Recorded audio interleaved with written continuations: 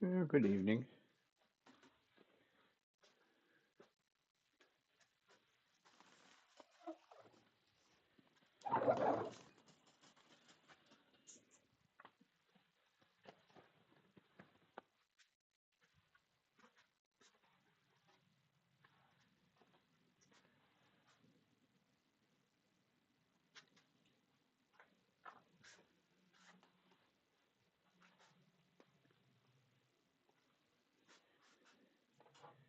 What we got tonight is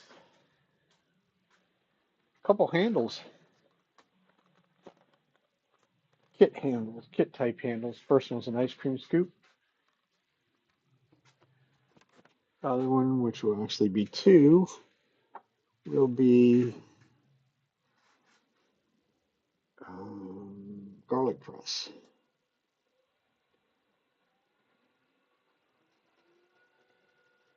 First order of business, get it round.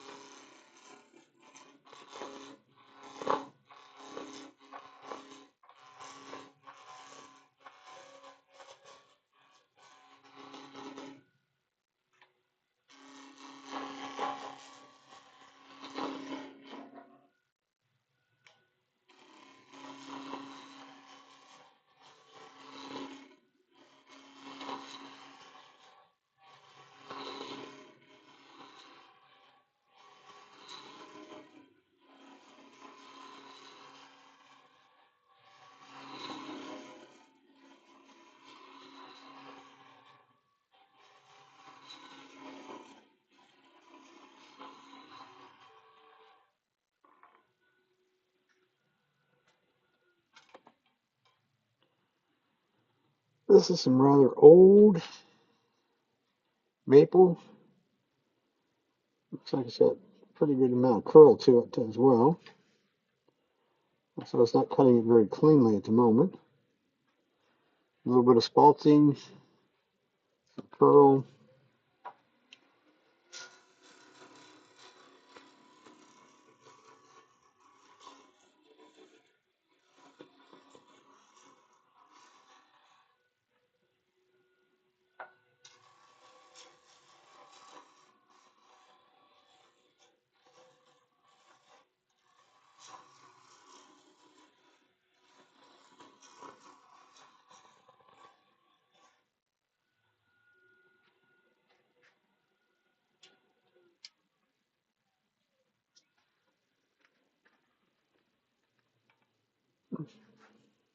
Interesting.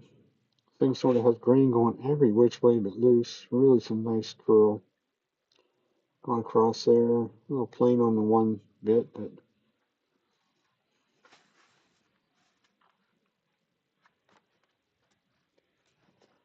probably a good candidate for a little bit of maybe a little dyeing.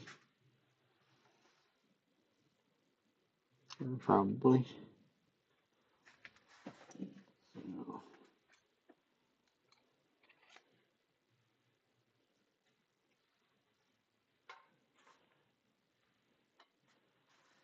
First things first, we're going to true up this end down here. Tailstock end has a threaded insert in it.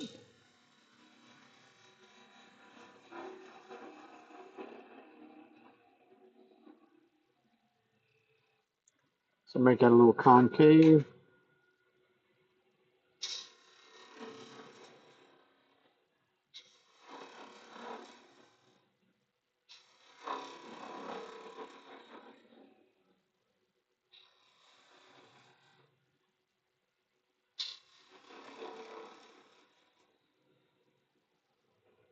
A little chamfer. Probably should get the piece and make sure that that's going to be the right size. Sorry if it has a little material out around it. I just don't want a ton of material. Listen, we will leave this one a little bit on the heavier side. Oh man.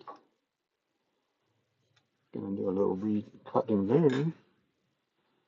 You see, this piece is going to be an adventure to work with. Took chips out of it. I guess we ought to be a little bit more gentle than what we were.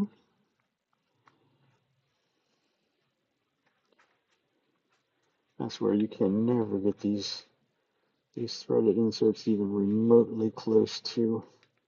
I actually went a little too small. All right.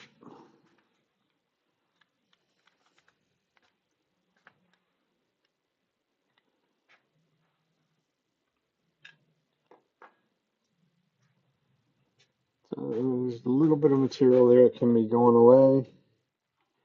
Just redo the chamfer just a little bit and be a little bit more gentle with it.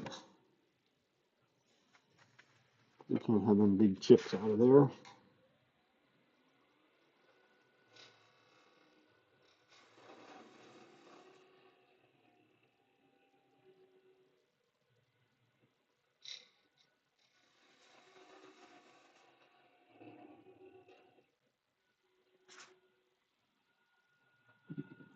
Now that insert I can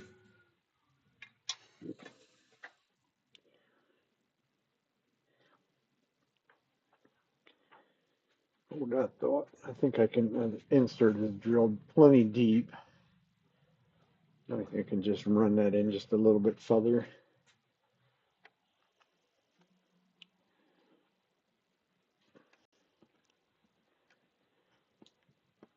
Yeah.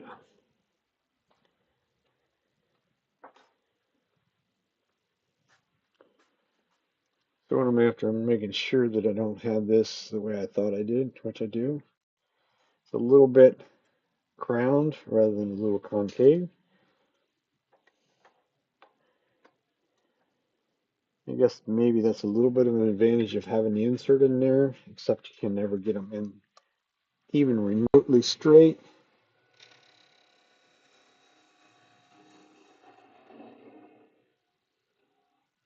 Okay.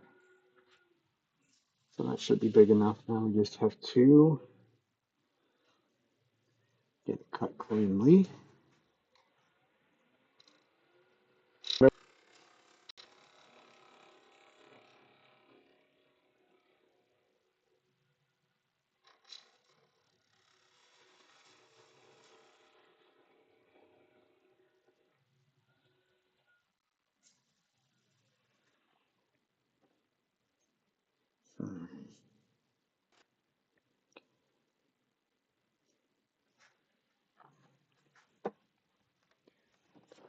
That's not very nice.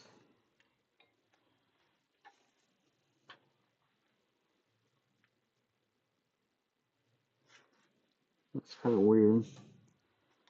Kind of like Braille.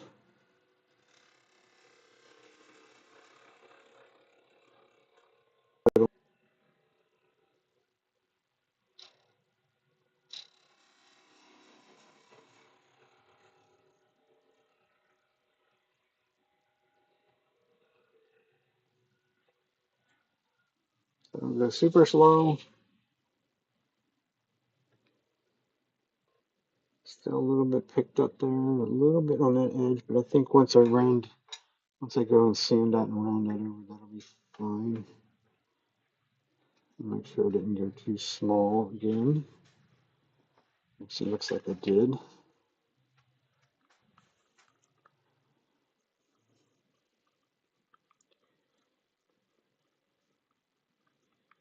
Good.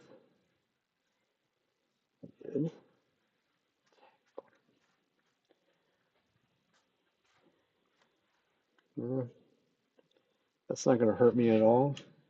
It's just becoming a little bit of a pain in the bazooka to have to keep going back and running this insert in that little bit extra.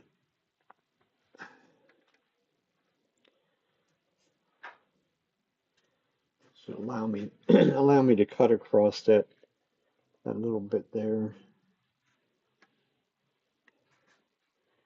Make that more what we want.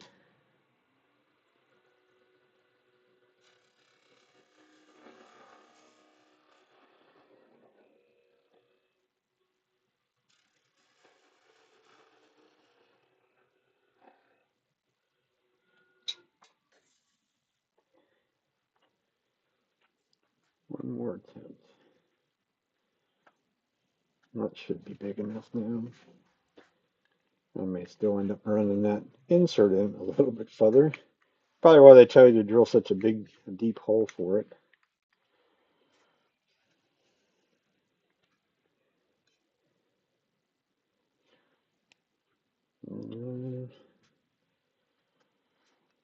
Hmm.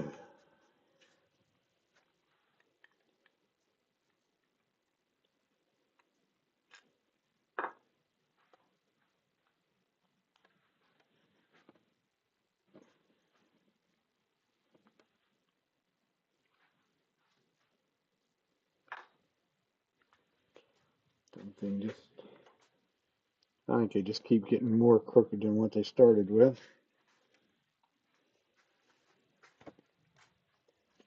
It's not a kit I normally use. I think the kit actually came from Woodcraft. It must be an old kit or something.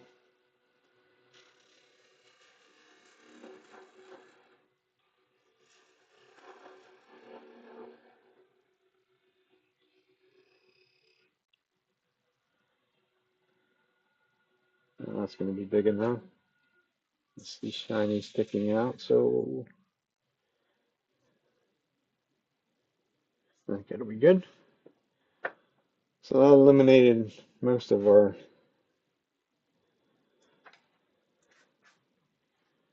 imperfections, so to speak, where the grain didn't cooperate.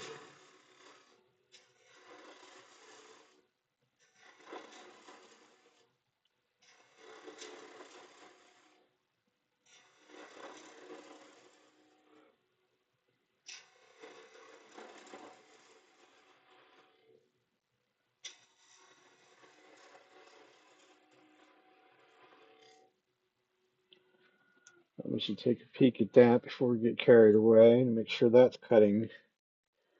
It's cutting nice and clean like it should. Nice razor blade edge up there.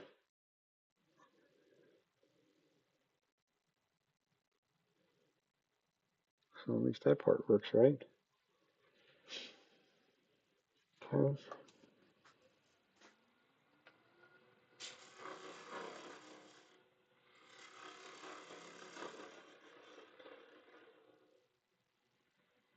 There's some more here.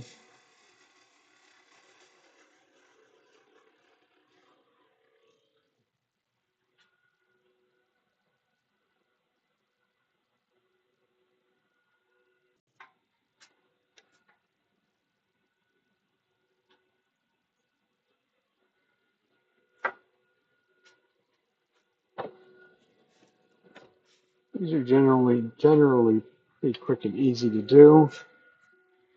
Look at one thing on my trusty little screen here.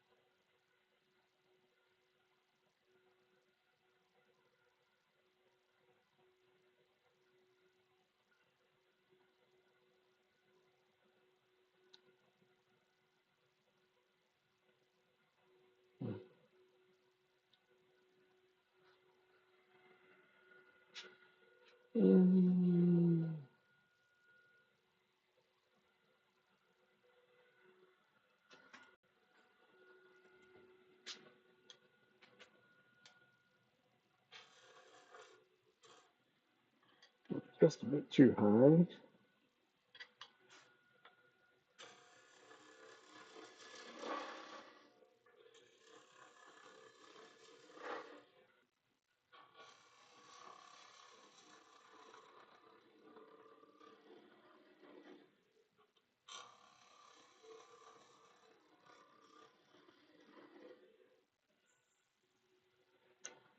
At least that's cutting smooth, clean, seems to be. We have a little bit of loss down here.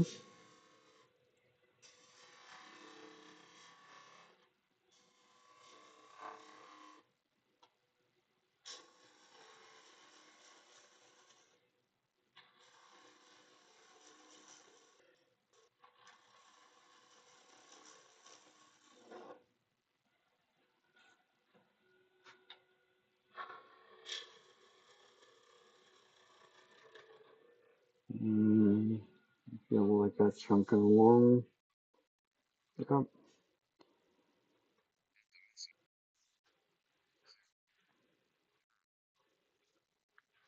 How are we doing tonight, Billy?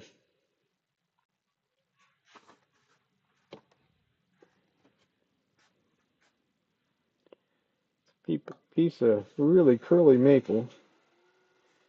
Just doesn't necessarily want to cooperate though.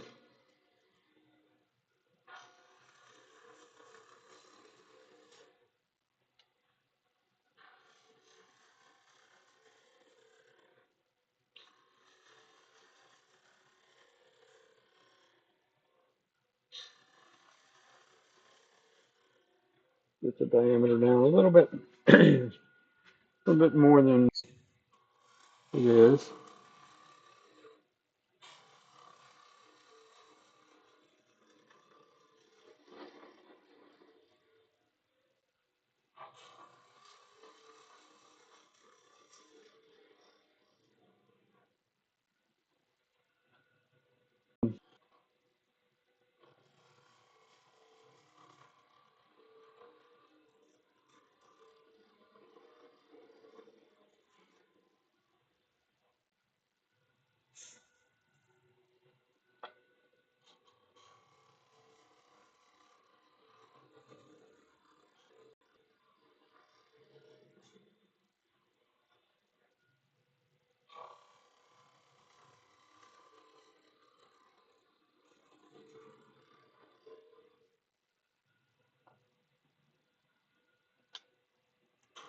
Root and chips want to stay right there on that tool rest.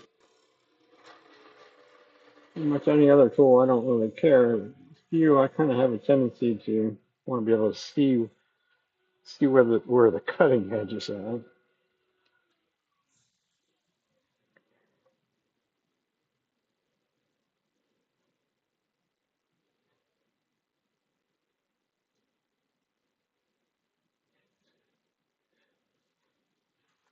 This one we're going to leave pretty heavy because this is a big kind of ice cream scoop. I don't know what you want to call it, paddle. I've never made one of these before, so I'm not sure. To me, it's kind of a big thing.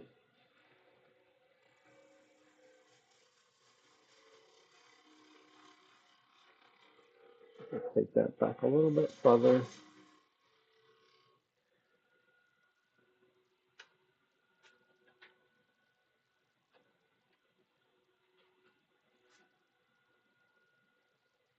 Could have rounded it everywhere I was there, but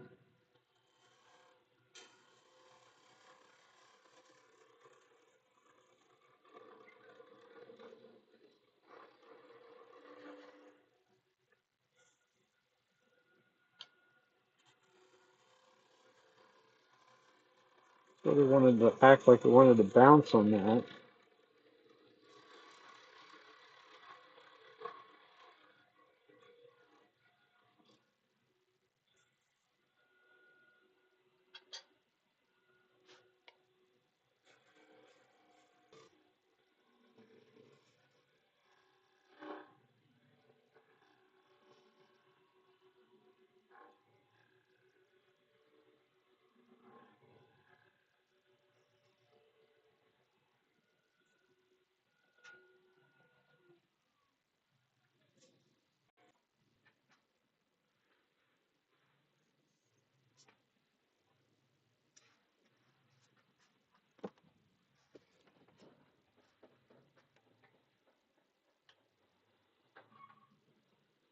Sounds like the boss is tapping at my door.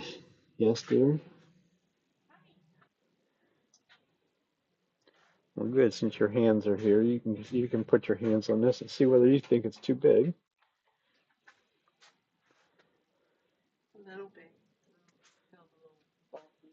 But this is what goes in it. So I think leaving it bulky is much more beneficial. Okay,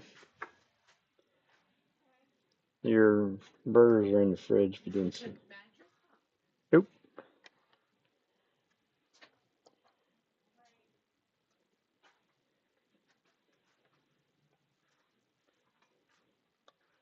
What color should I make this? Hey, I get ignored. We all understand that.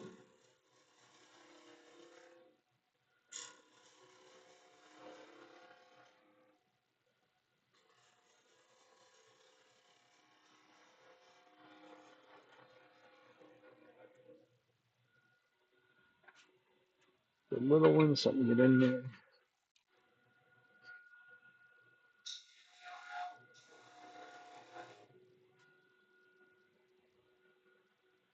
I'll show you here in a second. It's an ice cream scoop, or ice cream paddle, really.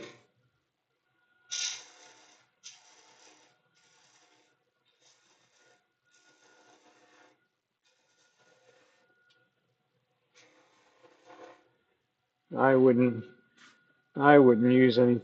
To me, I wouldn't use it. It's too big, but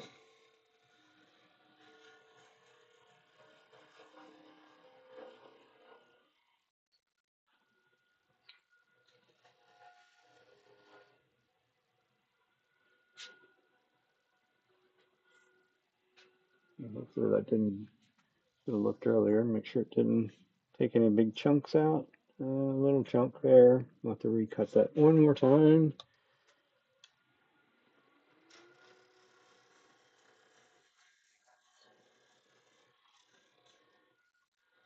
How you doing tonight, Todd?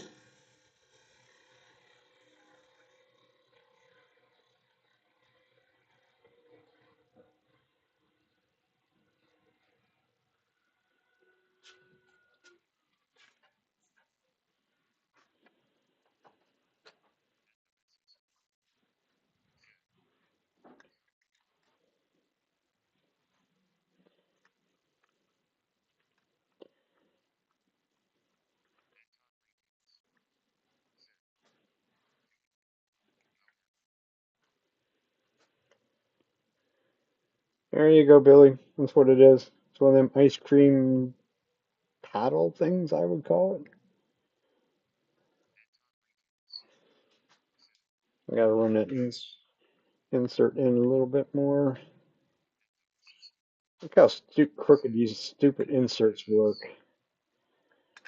I don't know why my brain said I should have just tapped that.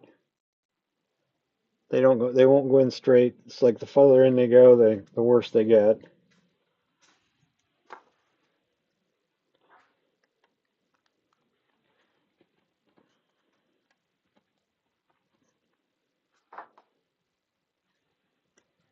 I mean, it does pretty much snug up to it. I'm gonna have to. It looks like we're gonna have to get it in just a shade bit more.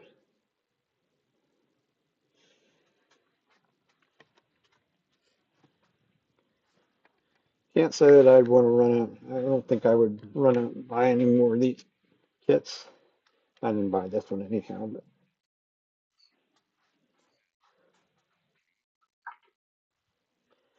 well, that's the ones that I normally make. But this one, a friend of my wife is at a estate sale. According to her, they were getting ready to sort of throw these away because I guess nobody wanted them. So she figured it was something I could use.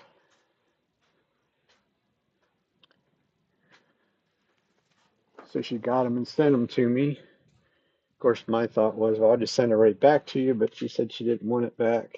Oh, no, this is a rocker kit. Okay. I did an ice cream. The ice cream scoop must have been a normal ice cream scoop. I think was the same way. It had there again. It had that stupid threaded insert.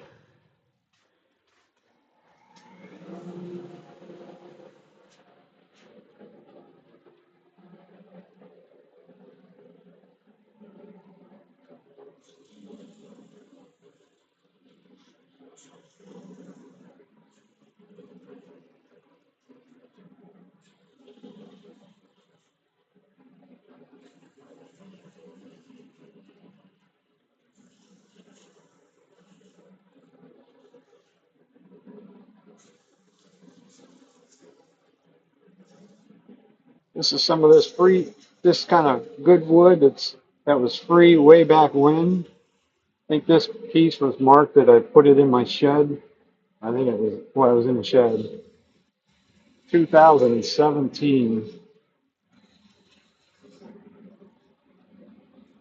A lot of it had some branches in it, or some of it did.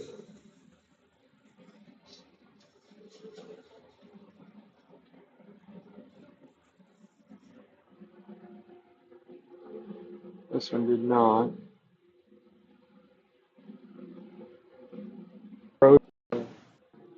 Give it a sand.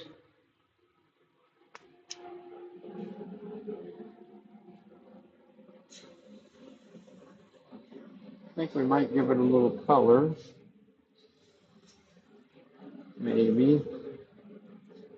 Or maybe not.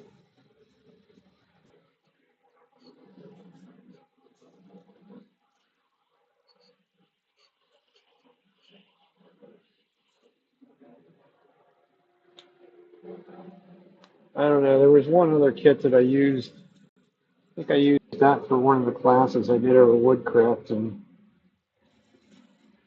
them I was able to put on a.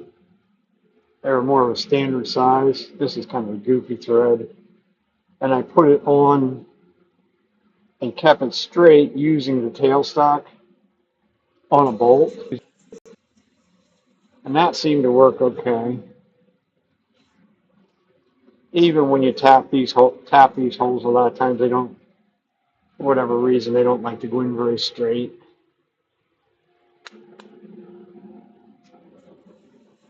But generally, you can get them straight enough that it doesn't show. I'm not sure whether this is going to be that cooperative, because the metal parts on them are not exactly very flat. Probably should have checked one other minor little detail.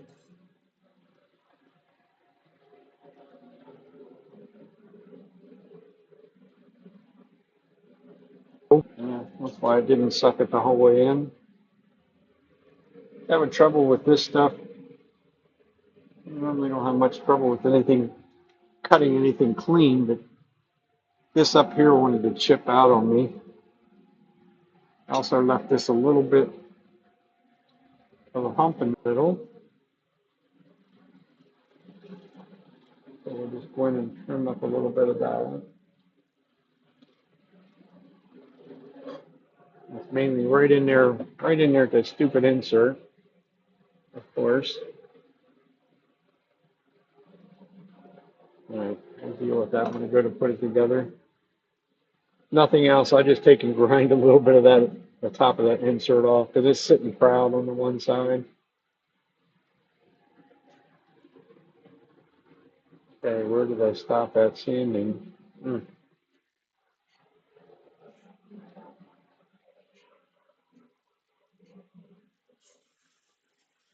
Yeah, that's what I would say.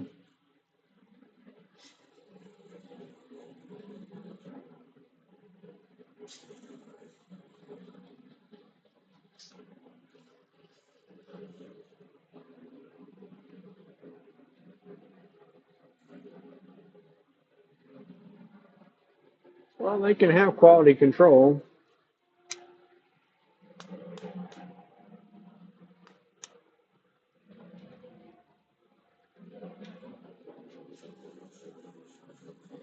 That's with a lot of that stuff, though. Stuff that's being made overseas and whatnot. Depends on who they're making it for and what their standards are. So they tell me. Because there isn't a whole lot of, I should say, there's very little woodworking machinery that's actually made in the U.S. Even though some of it might say it is, we don't have any foundries anymore, so you're not getting any of that casting work or that cast iron like the tabletops and stuff like that. That's all done over and across the pond somewhere.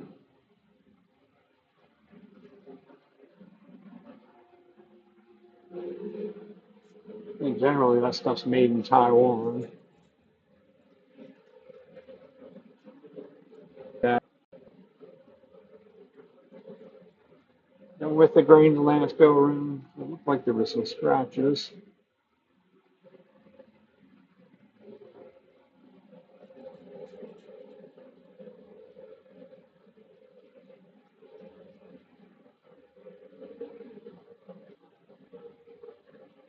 This is 600 grit too, by the way.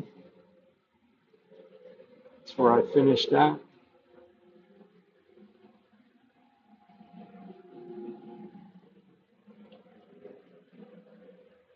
I normally like to dye some of this stuff, but I don't have a clue what color to even put on that. Whatever I put on is going to get very dark because there's a lot of brown in it. I think we might just go for a El Natural to make life easier.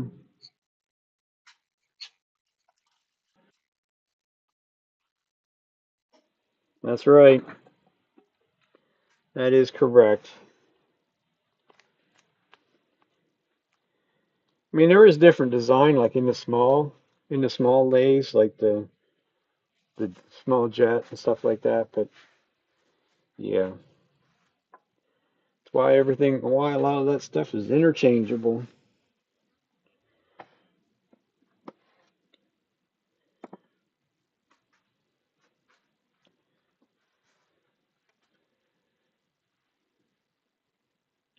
Might have different electronics on it. It'd be about the biggest difference.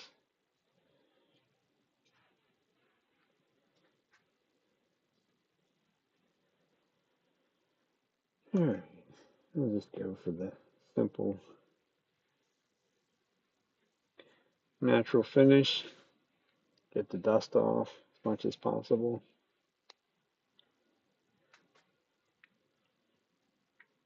A little bit of 3408 as usual.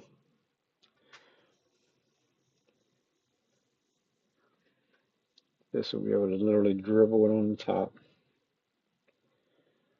I think by the looks of it already, I think I'm going to be happy that I didn't dye it. Make it more work down there at that base because they're very good and well. I don't have anything and I'm not making something. Normally just takes a simple bolt you can grab in the drill chuck, flip this around and finish off this end. As tricky as what this thing wants to be, I don't see that working with this. I just have to cut 90% of it off and sand the last hand bit on the end by hand is the general thought.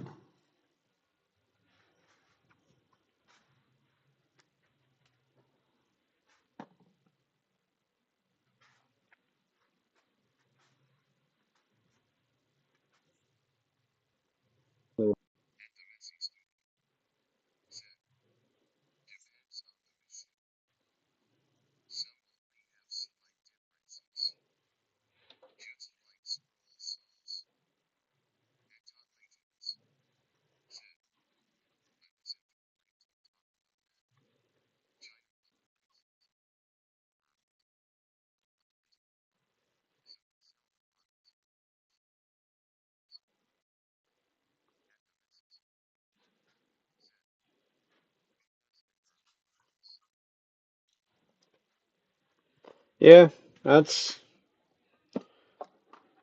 that's what I was told a long time ago, that almost all that, a lot of that stuff is made in the same place. Now, each manufacturer can have their own sort of set of specifications, and it generally has to do with the quality of the workmanship or the, I don't know necessarily the quality of the workmanship, but definitely the level of quality finishing work on it. I think since I just put that on, I think I'm just going to let that one, set that one off to the side. I have two more of these dumb things to do. So I think that was a pretty good decision. It's got enough going on with the dark and light without adding color to it. Like I said, I don't know what, if I would have added a color, then the brownish part would have turned really dark. Might have left the white streaks there, but I think it'll work for number one. These other two pieces will be much easier. This is one of them garlic press things. I've seen them over there. They try and get me to do one of the guys in charge of the classes. He always say, "Well, how about you do this? How about you do that?" I'm like, first off, somebody has to want it. You know, the simple things like an ice cream scoop, that's kind of a good class for the most part. But always have to run a lead in your pencil when you need it.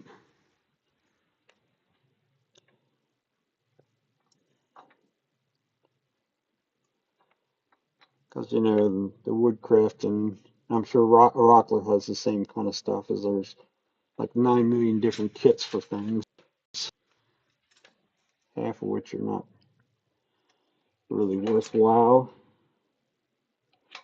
at least in my opinion. So another one, this one actually has been tapped. So in theory, it should be a little bit straighter than the other one, providing I actually got the right, well, I didn't totally get the right size tap because I don't have I'm not a big metal kind of guy, so I have the Maiden kind of tap, but I got it close enough to the right size, and I used the threads on the insert to actually thread it.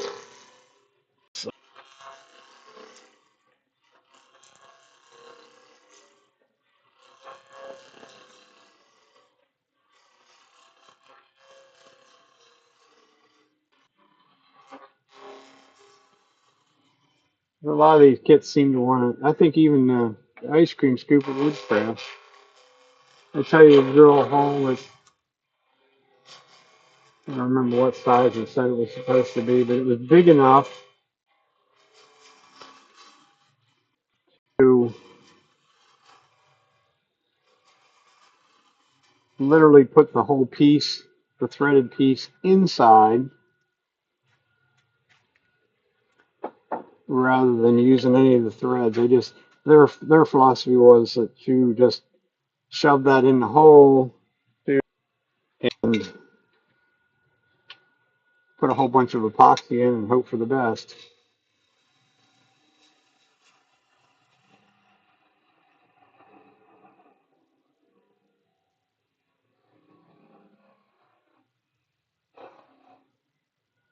So I want to make sure we undercut it a little bit.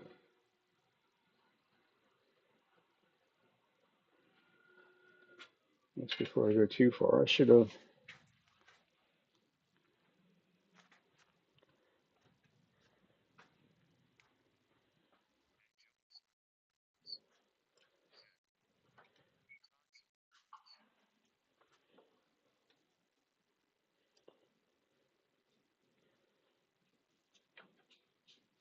I don't want to thread this one in 100 times either.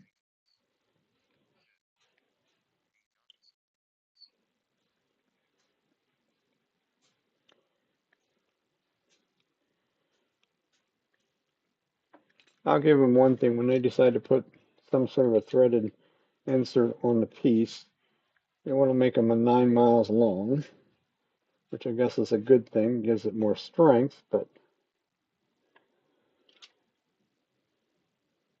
okay, so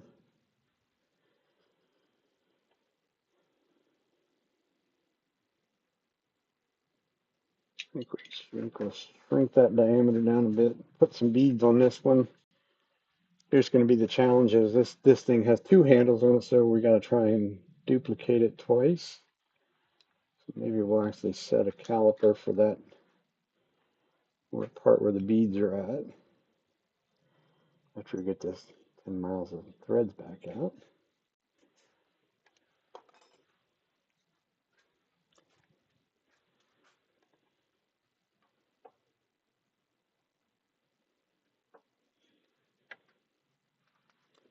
So it still seems a bit big for me.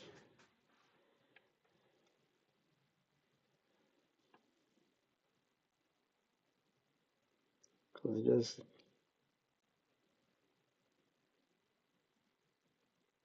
I think we'll try that. You know, it's just a garlic press. Shouldn't be a lot of, I don't know. I never tried to press garlic, so I don't know whether it takes a lot of force or not. But we'll set a diameter.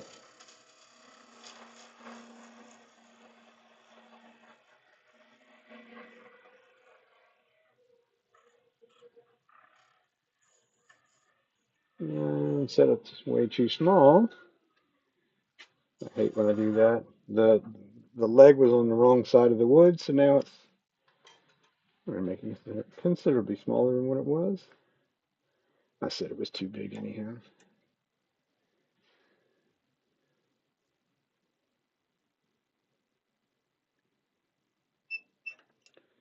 Okay, so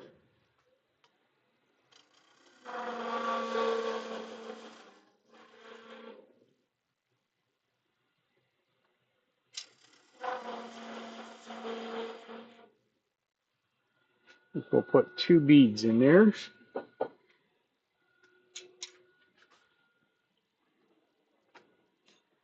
Question will be, what size do we do? Big, medium, small, no.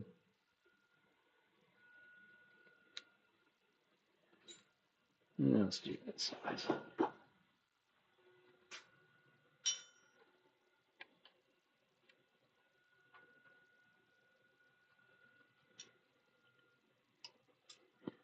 E-way beading tool. Mark the first one, mark the second one, and then we will cut. Really need a little light pencil line somewhere generally in the middle. It'll help you. It'll help. And it's just a matter of wiggling it back and forth. When we have a perfect bead, the line disappears.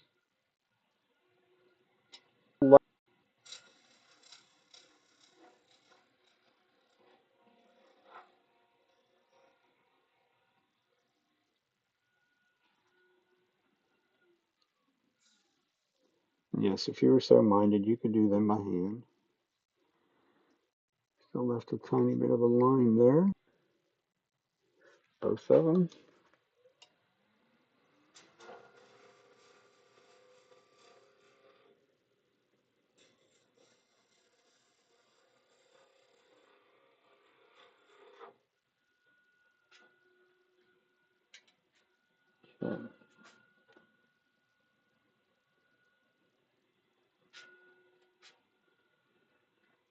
So, what did I do? Them beads are supposed to be on the end, not back there. Holy shit. Got all excited. I thought it was done. That was a waste of time on two beads. The beads belong down here at the end.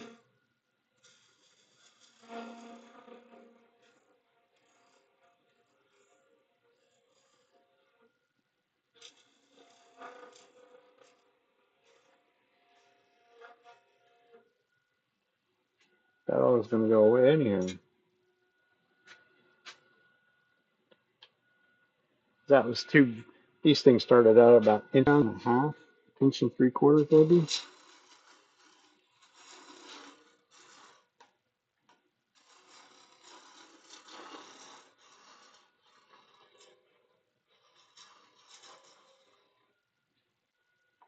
Reduce the diameter a little bit.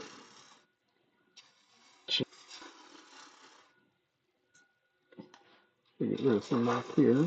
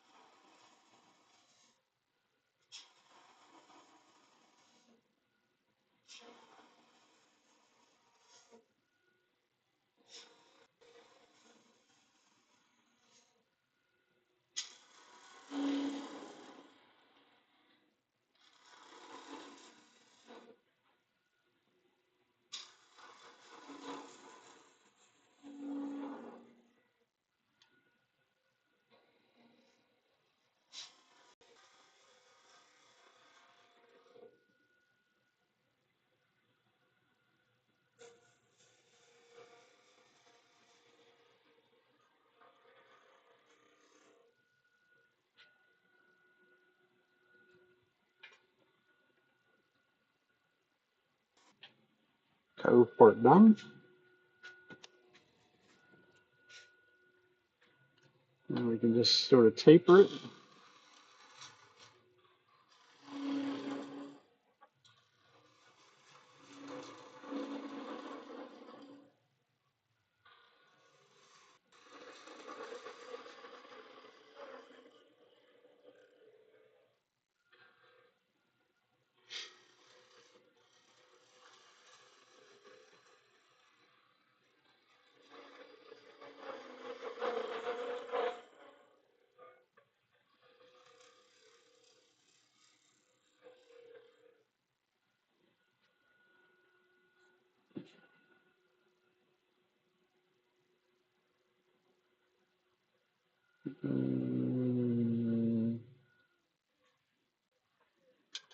I always like to make things I have no idea what I should be making them to go with. That's probably too fat back there yet. I would say this one actually has a little bit of figure to it. Gonna have a little streak of ambrosia left in it. Also have a lovely spiral in there. I was pushing too hard.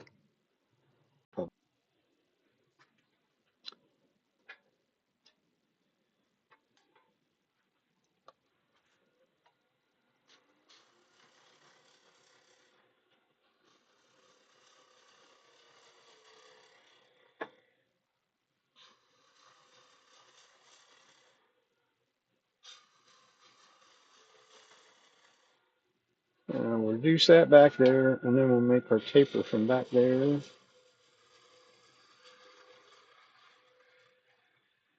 There, up into no man's land. Yes. In actuality, I should probably measure it. Likelihood of these two coming out to be the exact same length is probably going to be slim to none. Do it without the lathe running so you don't take to ruin something. No, 5.5. 5.25 sounds better.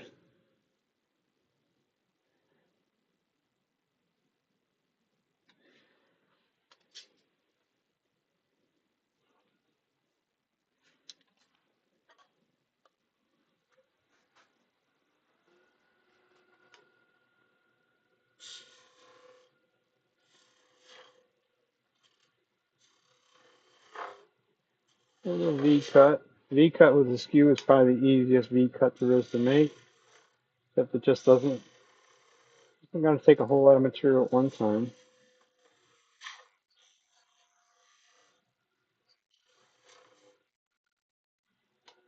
Good evening, Leonard.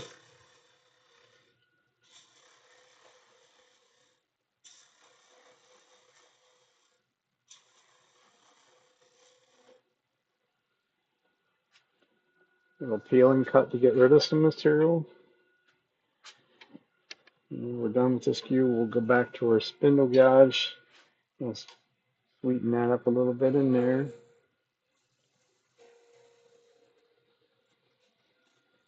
We must have a little bit too much pressure.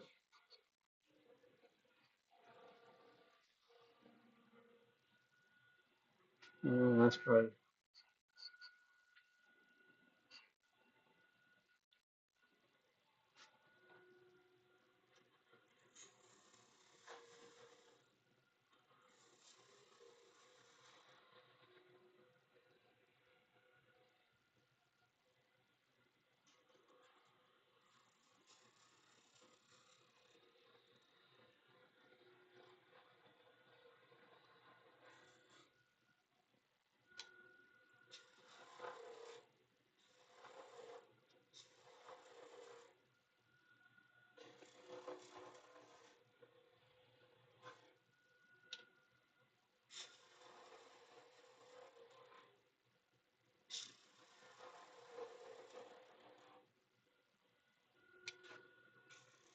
Get this down to a small area. Don't want it to be pointy though.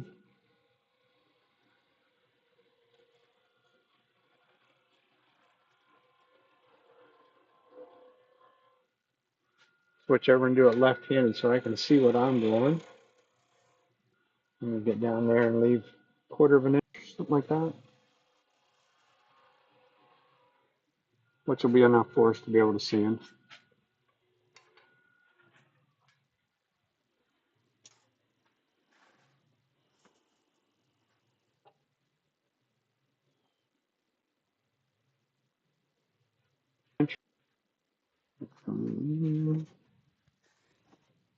Should have looked at that a little bit before I did that. See whether we can get away with it. As long as I use a skew, I don't put much pressure on the wood. Let's see.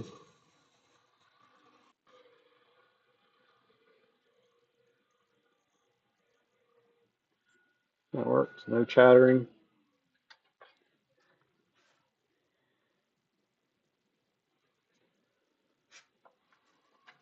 Little sand and finish. Get all new sandpaper this time.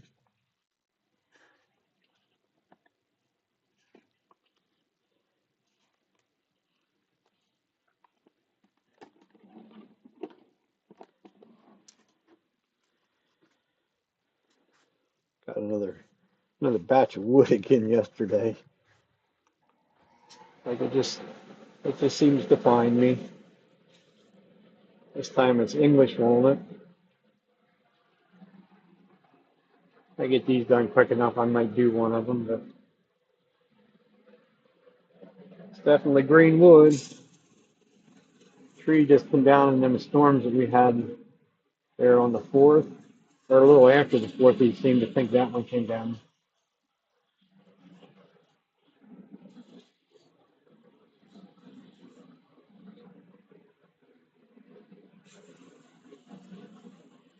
English walnut's pretty nice. It's a little bit more of a chocolate or a lighter brown color. But like the stuff that I got yesterday, and I got some more off this, actually off the same tree that has now totally crapped out. Thanks to some woodpeckers, basically, part of it. He said like 2 years ago, a woodpecker came along and drilled a hole the size of your fist, and I guess lived in it for a while. And whatever reason, they moved on. Maybe they go away for the winter. I don't really know much about woodpeckers, but they said lo and behold, they come back a year later or 2 years later. Instead of using the same hole that they already had, they drilled another one lower on the tree. So anytime it rained, all the water ended up down inside the tree. So probably 3 feet of that tree below that last woodpecker hole was just totally rotten. And the water just almost ran out of it when I cut it with a chainsaw. It was that saturated.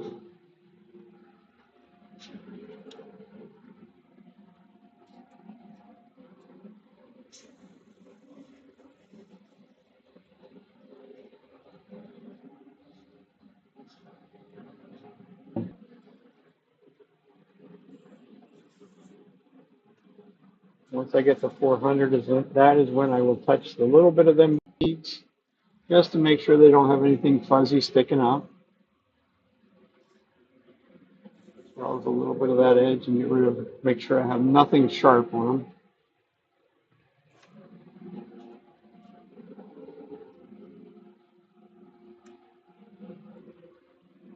Hit it a little bit more with 600.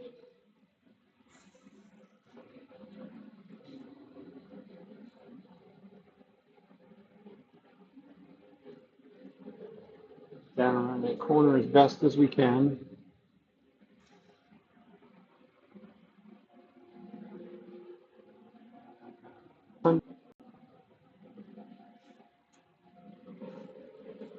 Lastly, we'll do a little bit with the grain.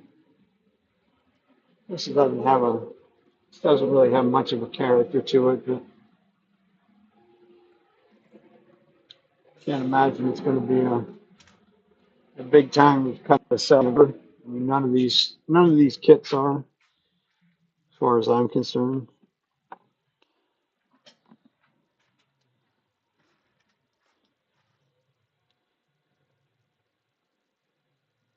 Wipe all the dust off.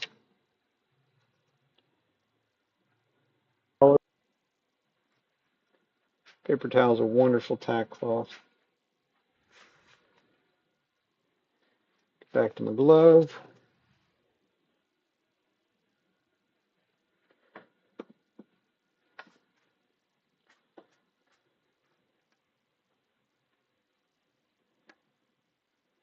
Back to my brawny Foursquare that are nowhere.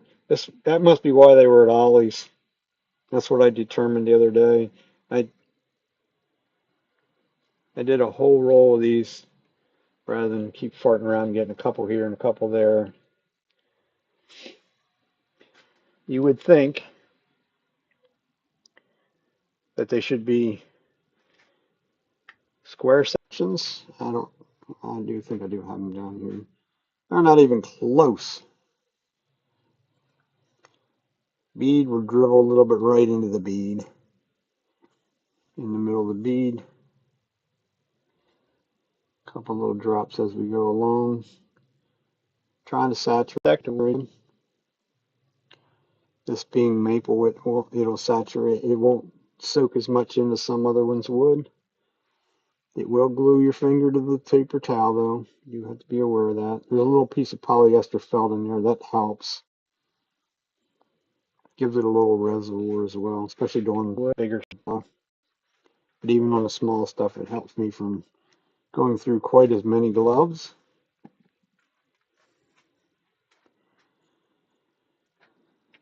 A normal 40-second time delay. You can see I'm in no hurry to wipe it dry. But we do have to wipe it dry. Hardest part's going to be getting as you need. Get in there the best you can.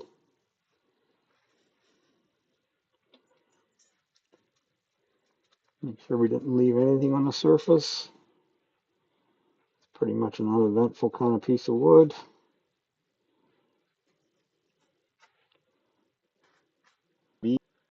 But I think for a garlic press, I think it'll be just fine. Activate it because we do want to keep on moving. The activator was sprayed at probably 18, excuse me, about 18 inches away. Not close and personal. Doesn't need to be. Doesn't want to be sprayed that way.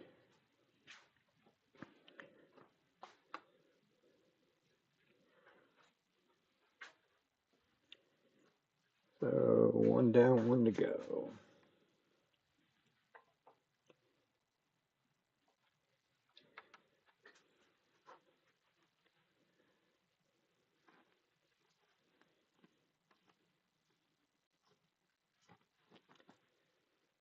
Get rid of my glove.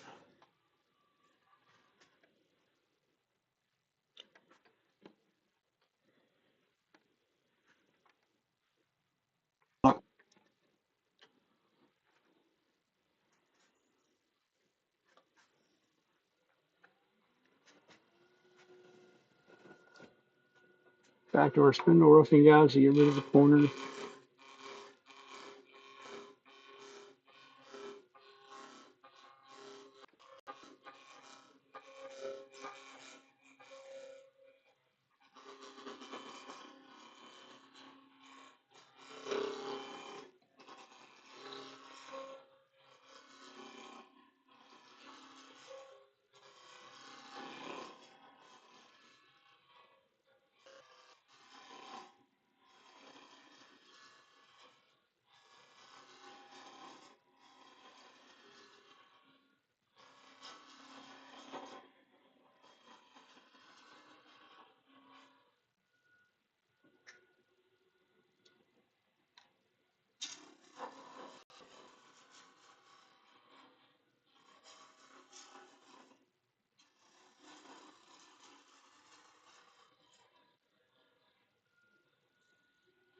Around. A little undercut on this base. Make sure that it sits flat.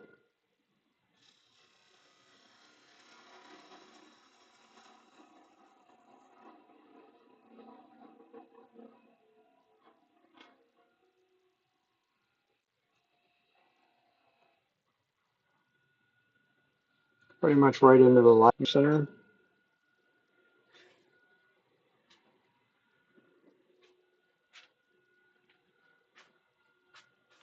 So we set this for the other one, so we're going to do pretty much try and do the same thing on two of them.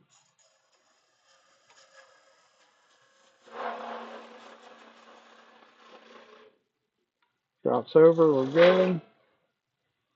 Quite enough dry.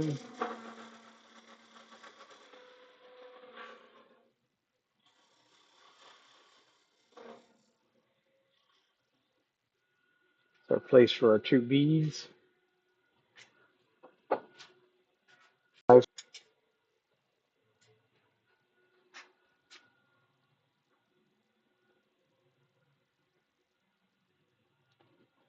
Beading cutter likes to be used out here on this end.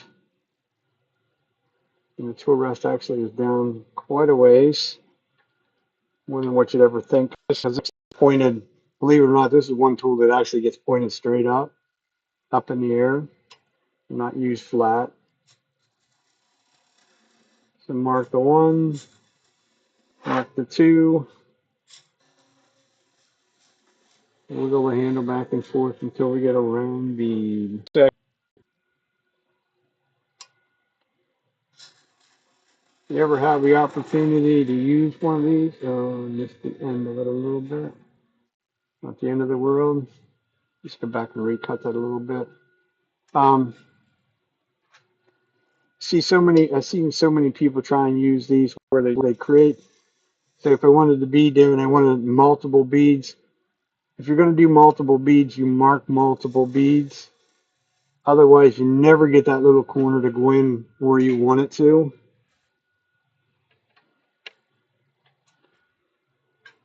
And you can just make bead after bead after bead with them.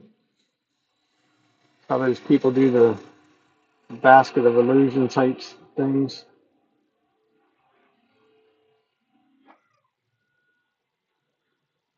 Tells you when you actually cut right into the My lifestyle will never be the same. Eventually, I'm going to have to buy a new cone for this one. This is the one that came with the Laguna. It's aluminum, so it's sooner or later going to go to where it'll be unusable. It's got lots of marks in it now.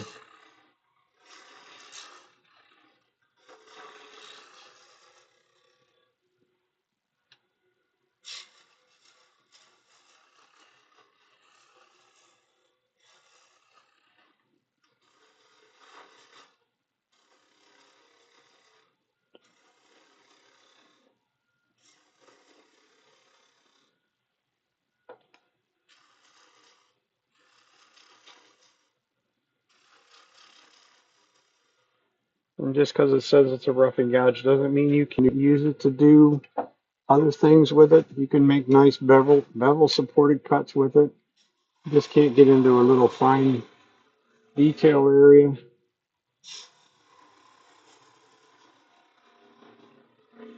like you can with a spindle gouge.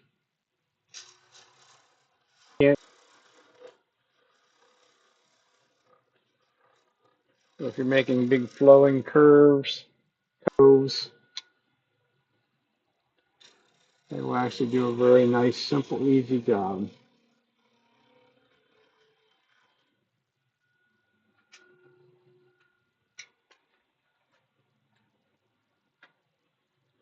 Switch back over to everybody's favorite tool.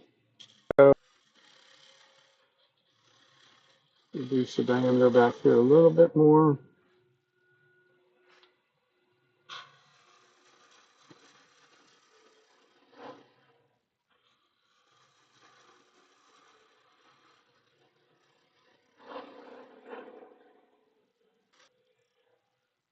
It only takes a little bit of practice to make this view cooperate.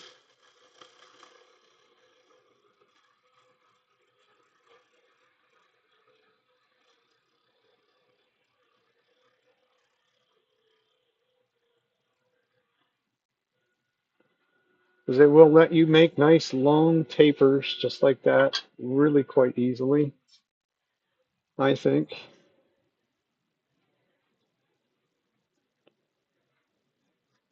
I thought that sounded like that was chewing some things up a bit. So 5 1/4.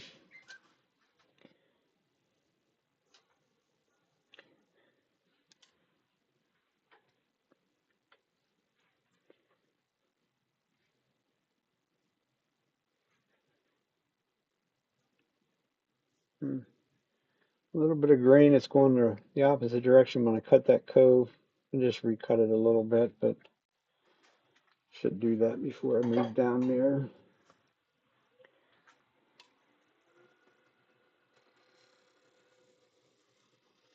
Make a nice little lightweight touch cut. Stop short of the, so I don't go uphill, because that's probably what I did was went uphill a little bit. Now once the chatter going back downhill. But I would much rather sand those little chatter marks out than I would any. There's still a tiny bit, a little bit picked up there, but that'll work. Reduce this end.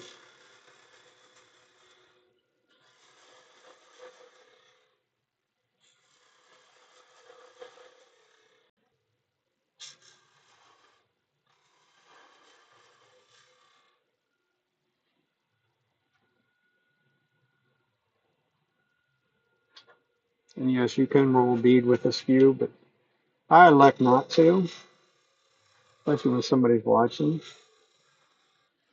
That is when you will have a catch. That's a really exciting catch. So we're a little bit too far along in the process to have a nasty catch to have to start over.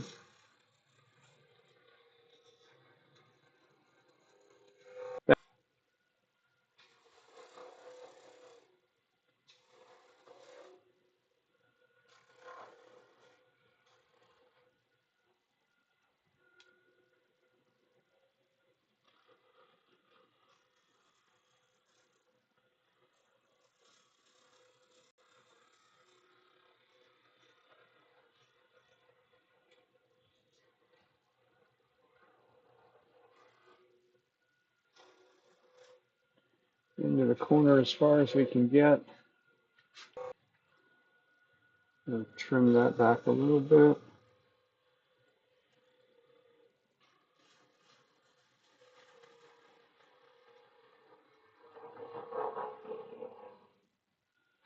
Pays to play around and use your left hand. That's exactly what I dare to flatten that out because I can't see otherwise.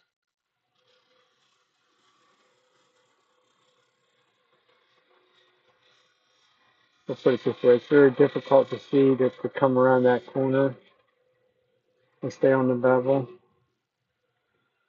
Even though my tool is only that long, handle's only about 7 inches long when that spindle gouge there, which is why it's that short.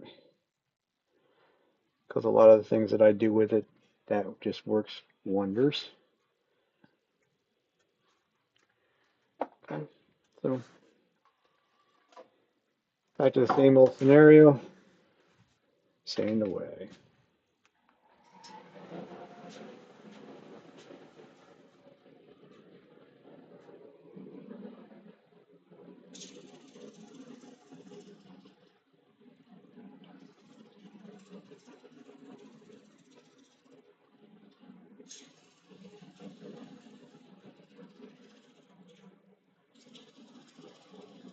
Started with 180 on this main section,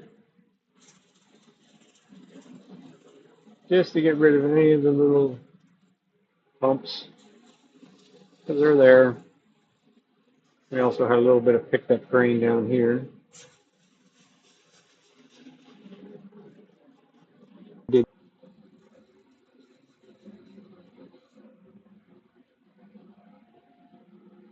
make sure I got it all.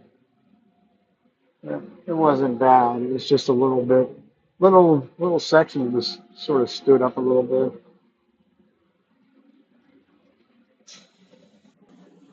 On the 220 doesn't get in close to that bead.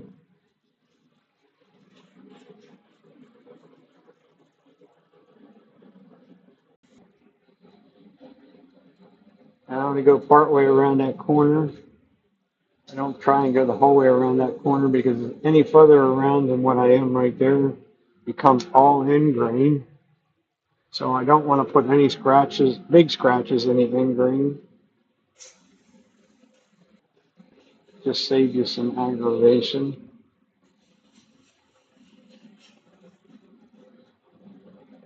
At 320, you generally can go around there without any issues. It's cut cleanly, so you're not removing any, at least you shouldn't be removing any kind of foreign grain or anything like that. 400 with sander beads. Go across the flat a little bit. One of these actually had a little bit, something was standing up on one. So I will sand these a little bit harder than I did the other ones. Generally speaking, though, those beading cutters cut nice and smooth and clean. There really isn't sanding that you need to be doing unless the piece of wood doesn't cooperate.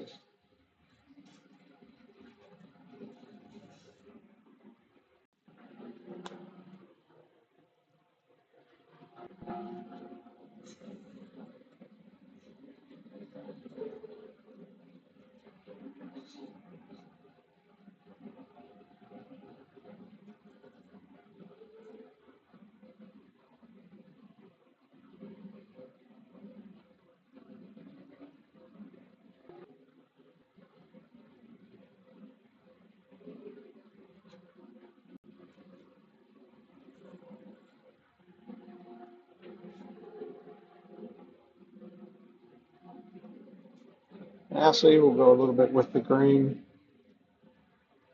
And that's not a good sign. Missed that. There's little chips.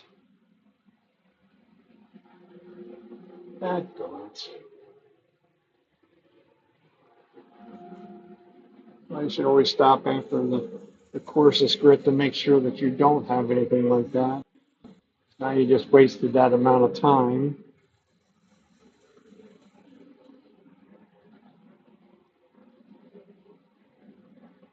Still there.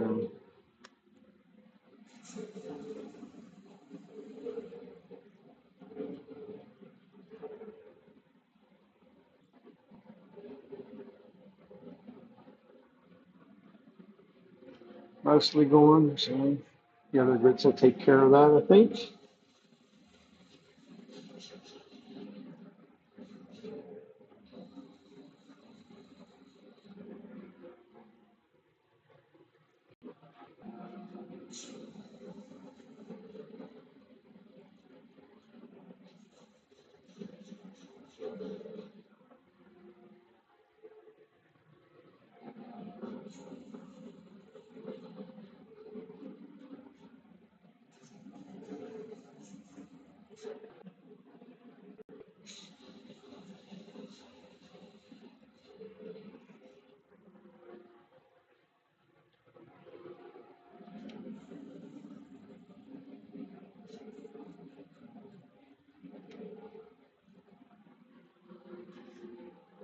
Okay, so that should be it.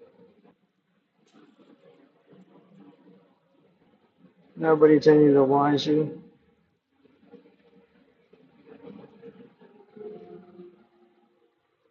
So there's some scratches on that end piece, so I do have to do a little bit more work on that, but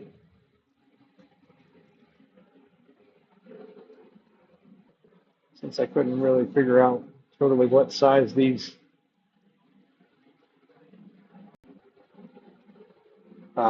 insert is, I normally grab a hold of that stuff, use a bolt or something, run a bolt in and grab it. That's kind of the easiest way I've found to deal with them, especially on these kind of oddball kits. If it's something I make all the time, then I'm gonna figure out something to do with it. But this will be a one and done kind of a thing.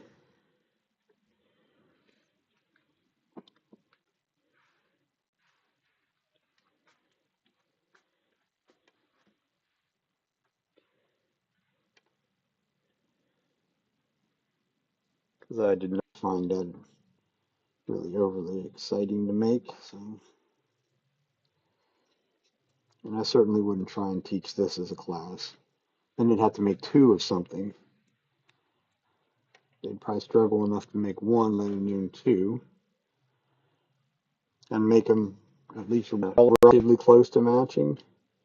And that wouldn't happen. Come on, drop in the groove. There we go.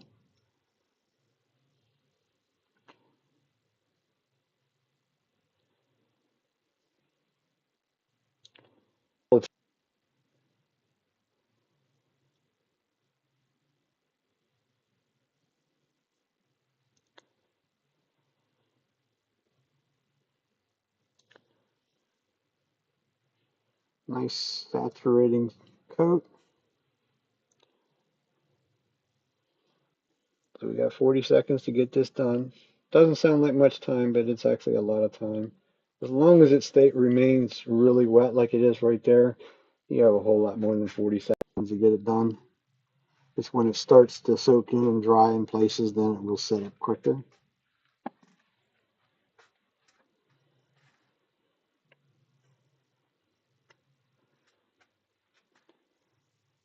And then we'll dry it off.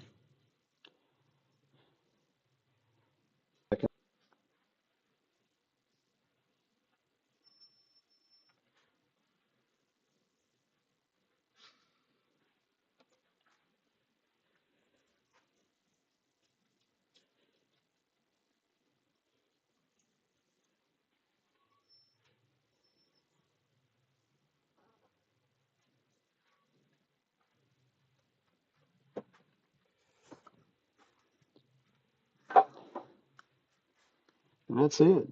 Don't get no much harder than that. A little spray of activator so we can keep on moving.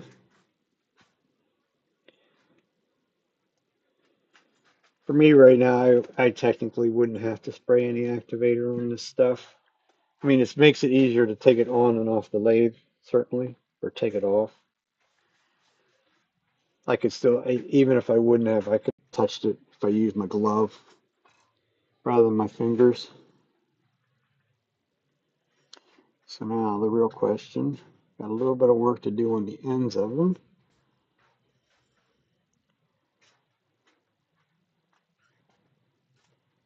Guess the real question is, can we sit them side by side or so that way? I don't know. I'm not a production turner, but to me they look close enough to being the same,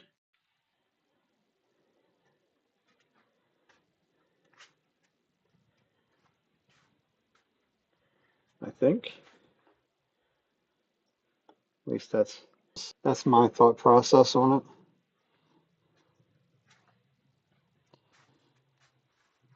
This glove off, and we're going to go back and we're going to finish up the ice cream, the ice cream scoop one first.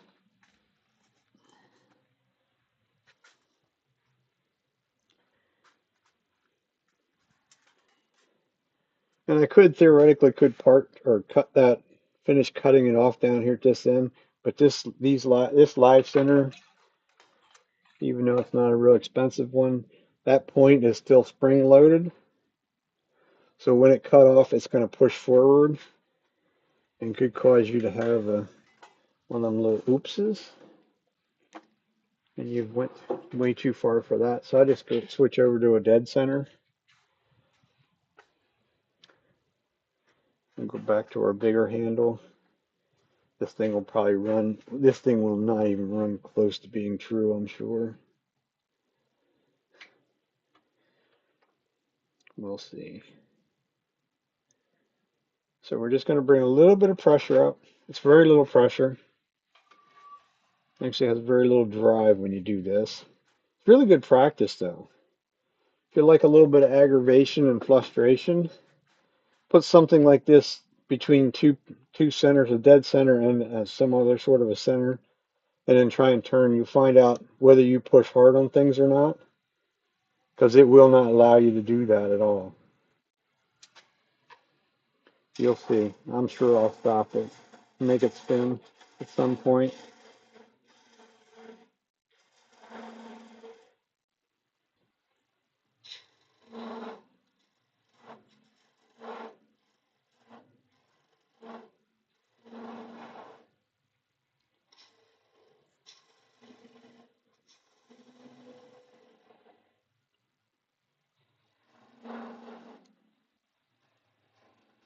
Nice, light, gentle cuts.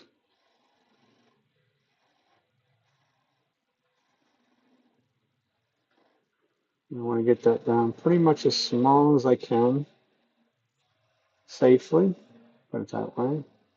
Get it down to about 1/8 of an inch, maybe a little less would be nice. Without doing that, would be nicer yet. It just broke off just behind it. It's also why I was going down in that direction. I knew if it's going to break off, that's where it will. Not really much of a big deal. Which one did we do last? I might as well do all three of them the same way. Get them down to a little bit of nothing.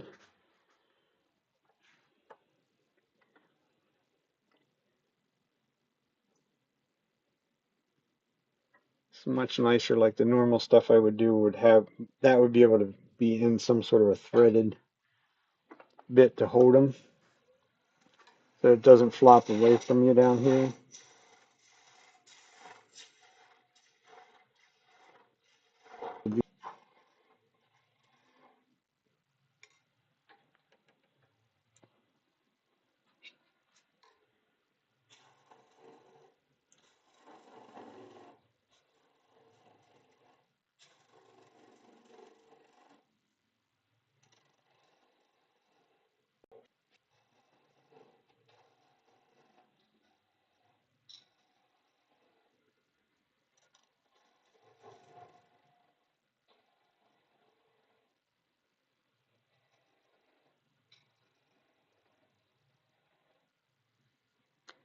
This time we won't be quite so dumb. We're just going to make a groove back behind that 1/16 of an inch maybe a little more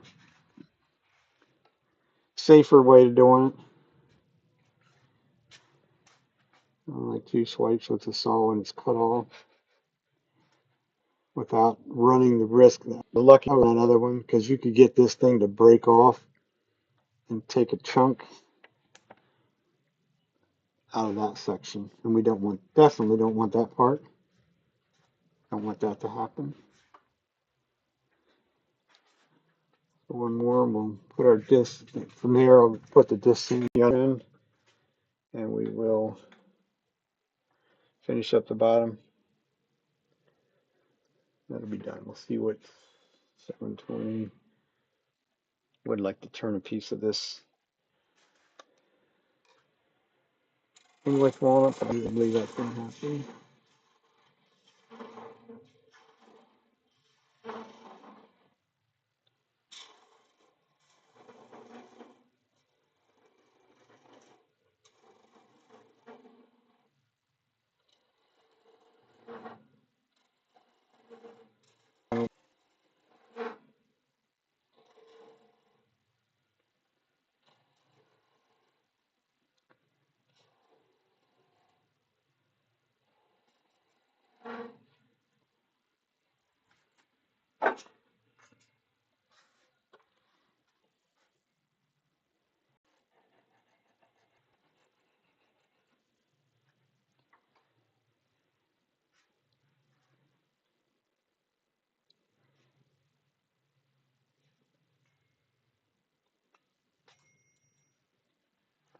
Tough stuff. I didn't want to resist a tiny, tiny little bit left there, and it made the saw actually work to get it off of there.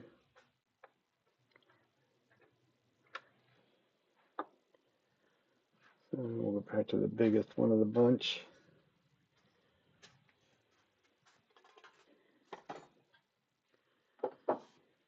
Move some things around, put some things away is more the case.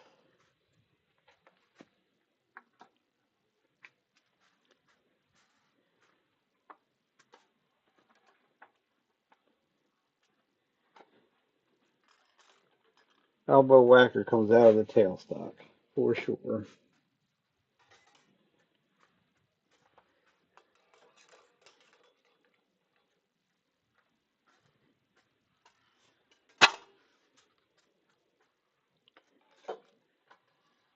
Two-inch disc. 180 will be more than enough to take that little bit off. If I have to grab some finer sandpaper than that. Okay.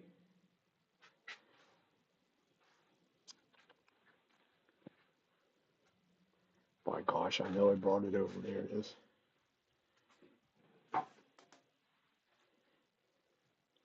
Simple way of taking care of this stuff. This little bit.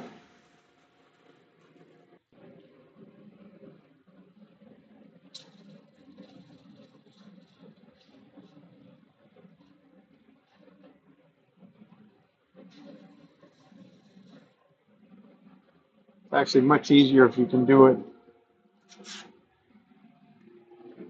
while it's spinning, but these particular kits, it's not going to cooperate, so no sense fighting with it. So it was 180. Make sort of a big jump. We'll go to 320. I'm not going to sand much on it anyhow.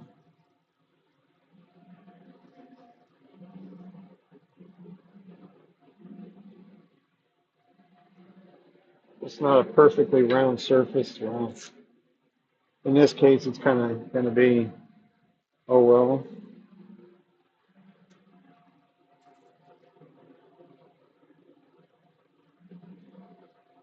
Kind of in between the old trusty rock and a hard place when it comes to this particular kit.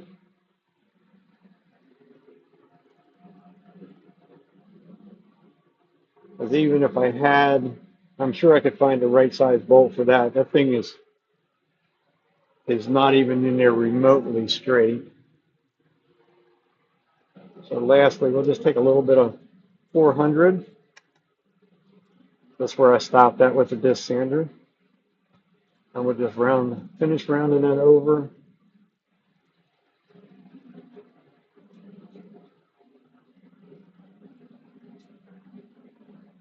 Make sure we don't have anything that's, remember our fingers are our best friend. If we can feel something and you need to work on it a little bit more, I'll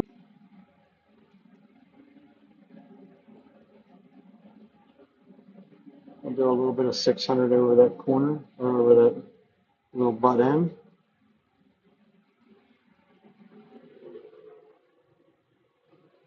This one.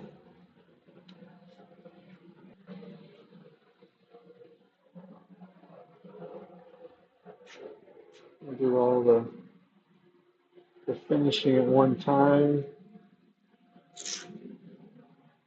Back to 180 to get rid of the big amounts.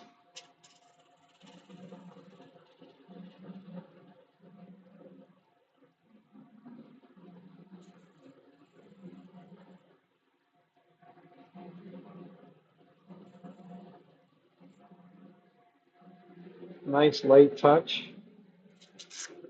Not trying to remove a big amount of material, so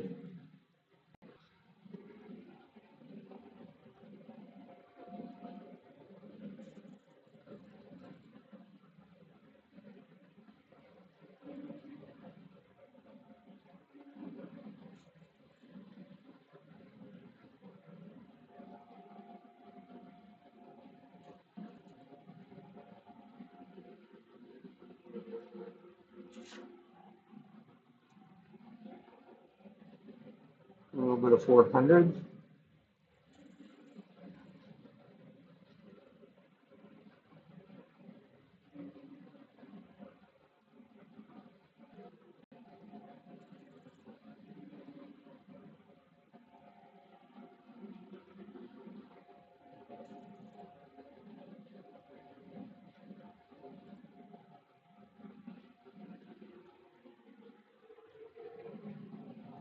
Lastly, a little bit of 600 by hand.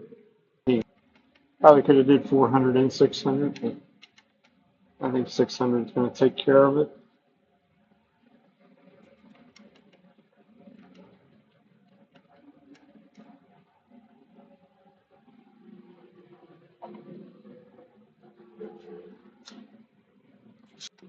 People that would purchase such a thing, they're not that particular.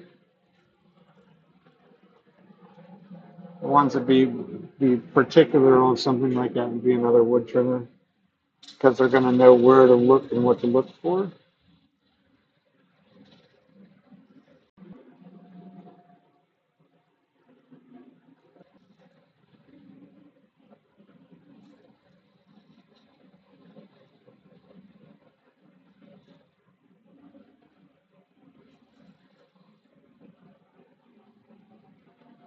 Look at that. It's a little hard on sandpaper doing that kind of stuff with that. I mean, super glue is a plastic, so you go over and sand it, something like that, it will clog up sandpaper rather quickly.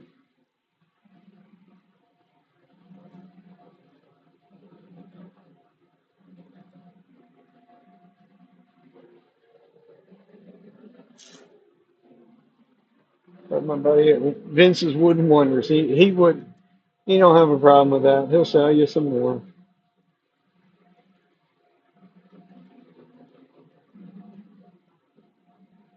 No questions asked.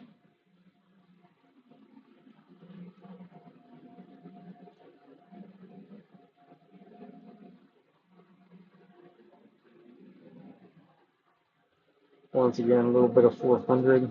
This time I'm going to use a little bit of 400. A little less a little bit more, less taking time.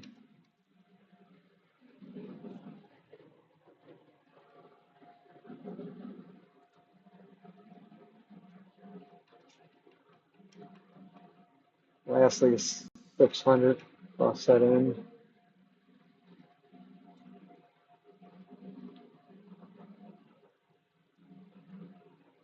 Won't be quite as nice as if we could spin this and do that, but you can't have everything.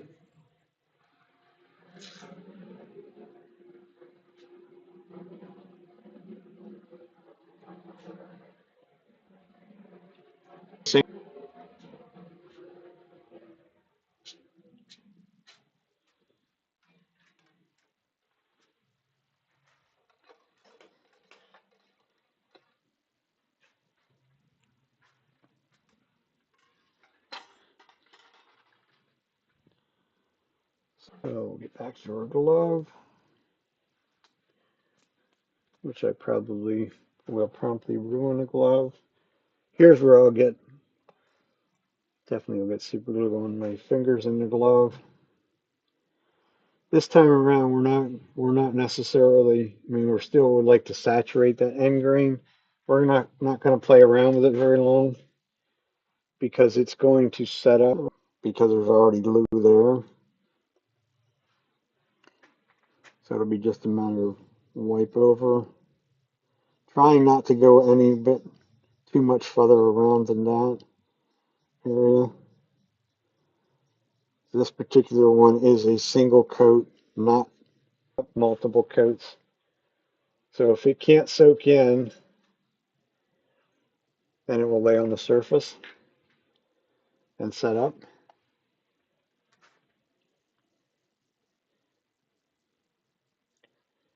It'll give you a little bit of time. It just doesn't give you tons of time like it would if it was just raw wood.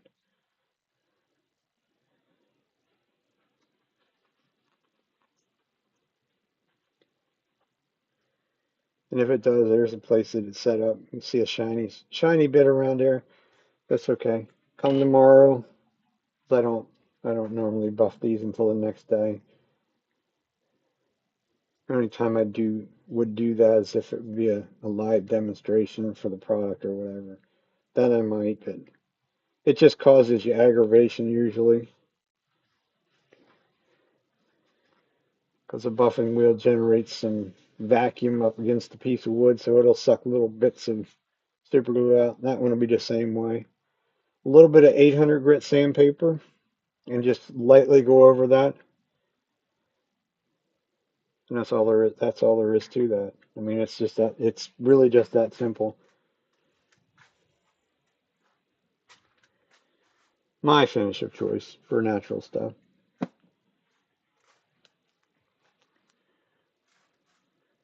7:30. All right. I'm gonna just put them off to the side. Um, like I say, I let them cure overnight before I go after them. It just seems to work a little easier, a little better. If you go after things too quickly, then it causes you more work. And I don't want it. I don't want more work. I want less work.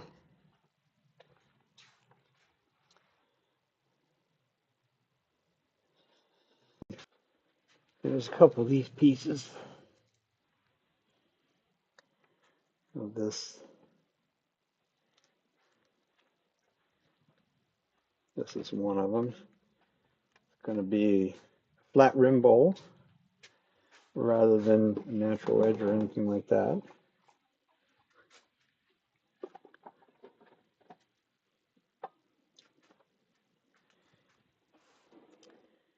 And we're going to grab it on the worm screw.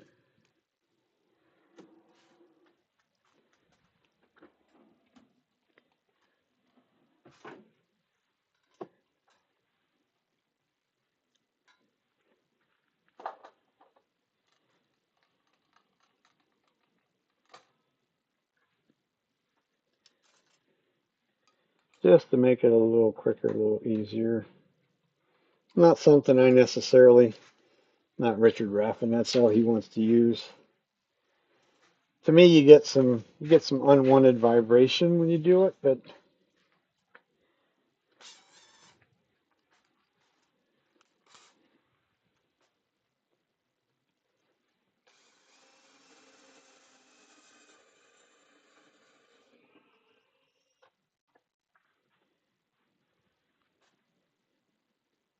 thought that tape's got chewed up here.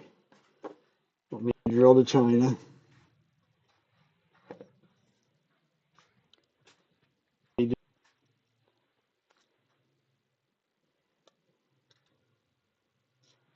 Nice and slow. Hang on the outside. Boy, it just snaps it right out of your hand. Move it the rest of the way up.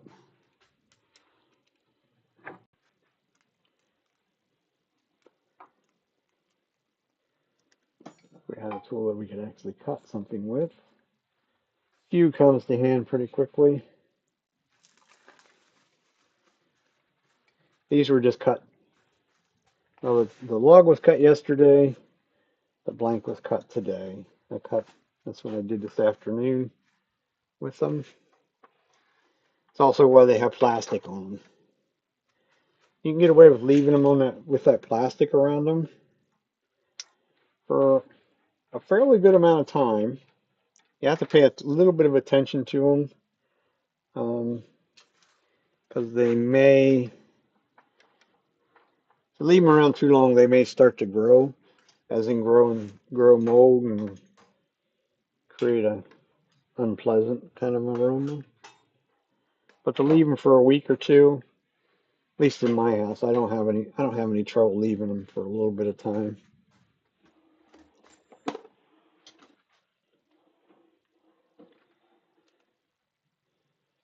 So, a couple bowl gouges, see whether there's things that probably need sharpened, but we're going to try it first.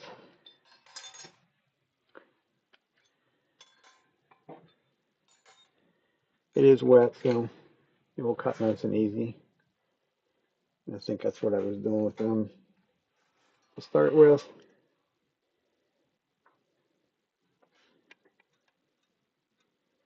First things first, I'm going to true up the outside of this.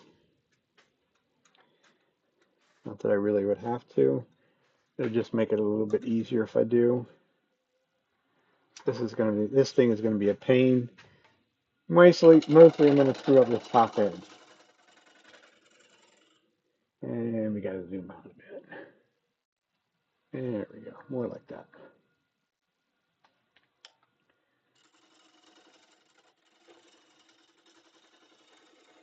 Using the lower wing,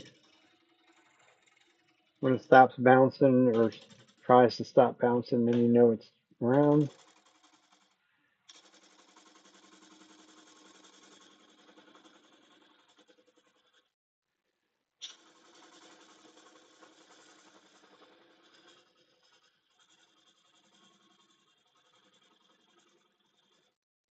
So that takes care of top inch. That's all we need. Don't really need any more than that. It's still not quite round there. That's okay. We'll make multiple cuts going up across there. We got to basically got to get rid of this big chunk of nothingness out here on this corner. I am not the one that wants to turn at 600 RPMs. And right now, that's about all it wants to let me do. And a little over 700, it starts to rattle things around a bit. So we'll just get rid of this corner.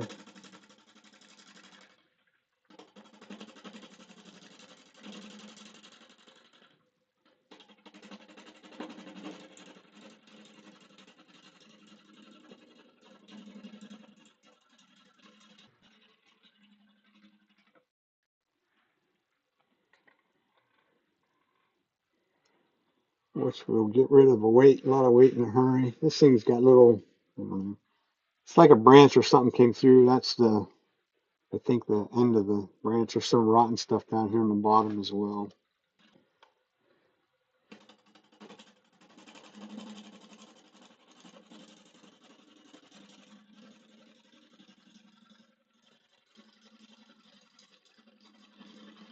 So we just keep on getting rid of what we don't want.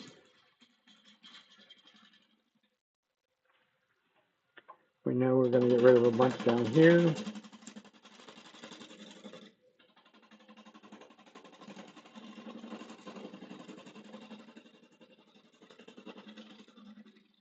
that is where the rotten part is on the bottom.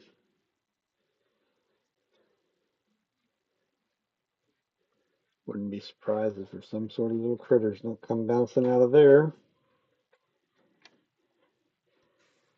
Don't know.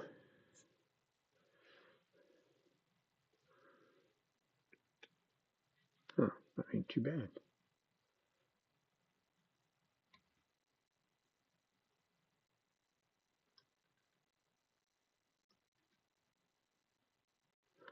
There we go. Back that up a bit. There we go.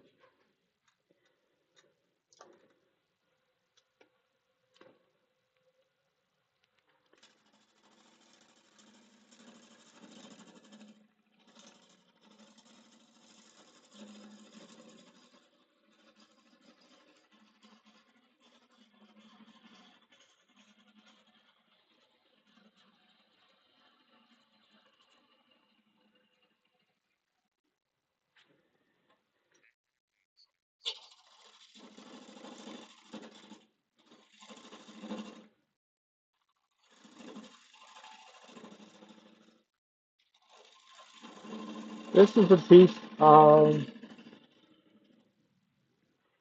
maple, or yeah, not maple. Um, shit. Now I'm drawing a blank. This is a walnut. A. Um, it's not black walnut. The other walnut actually has a little bit of figure in it. It has some little vermins. We're just trying to get rid of some stuff that we don't want right now. Still has some bark in there. Some critter activity. Critter activity that actually goes right up through there and there. So we know all that's going to go away.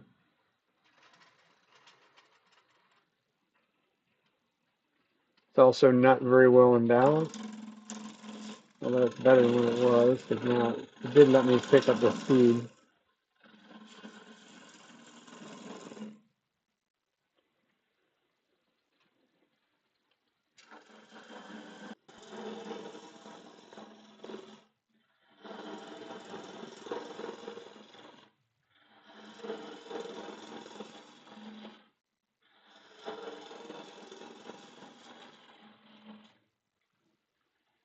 Okay.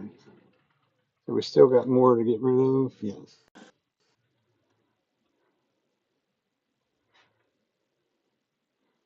Holes.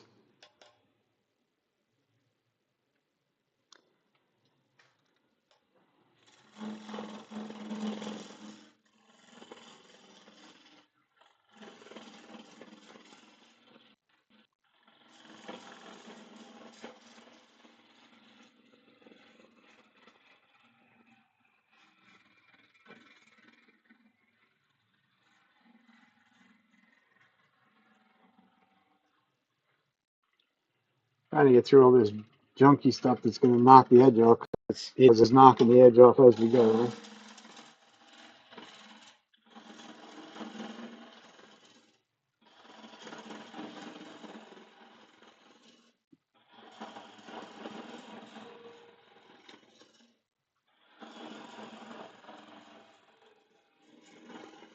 It is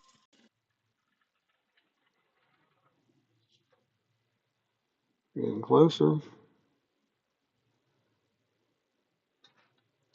That's still bark.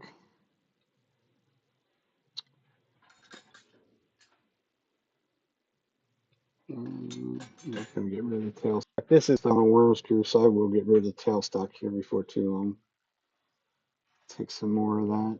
Get rid of more of that corner where the bad stuff is at.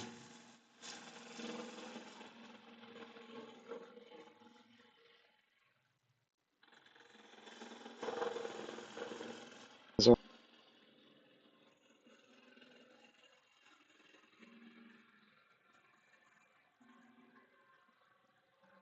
start to get a little bit of a shape to it.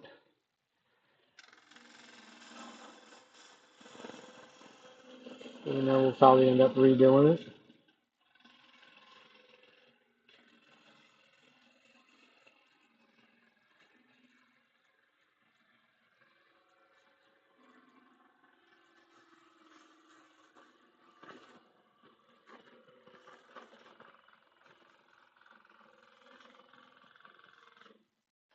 Take your time when you get up there because there's a solid 3 inches of tool hanging over. And a tool that's not as sharp as it could be to go with it. There's a little wormhole, hole there. Still a little bark. Okay, so get rid of our tailstock and live center.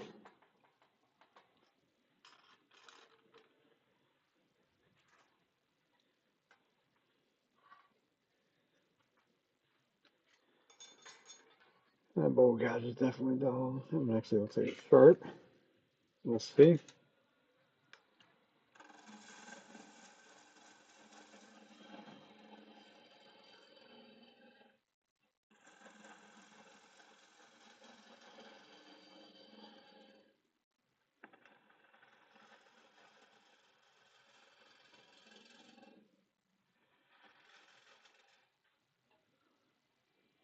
This one's a straight wing bowl gouge, still set at about 60 degrees. How much more of this do we gotta get rid of? I don't want that in my tenant. I don't really want it in my finished piece to go with it, but we'll drop down a little bit. See how much it, see where it goes. If I goes further than what I wanted to, I'm sure. Still a bit of a hole.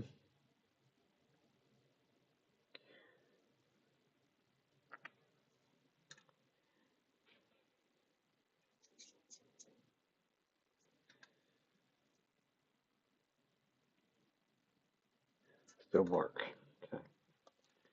So I knew there was something else I was going to look at.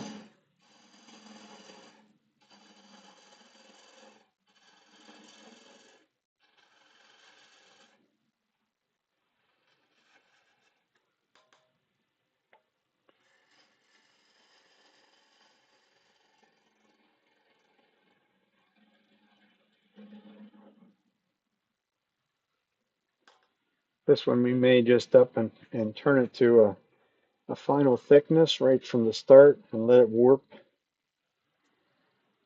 maybe. So, how big of a foot? Not that one.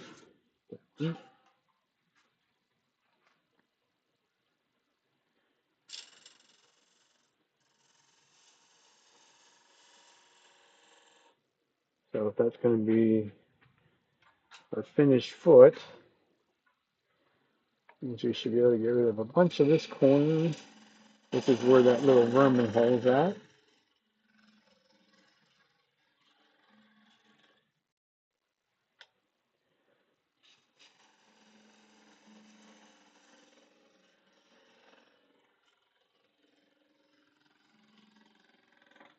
Little vermin hole is still there. It wants to bounce. That one's there. Got rid of all the bark. You definitely can see that that's water running out of it.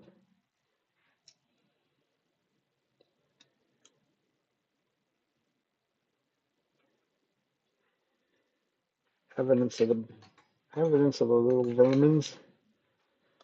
I think we're good.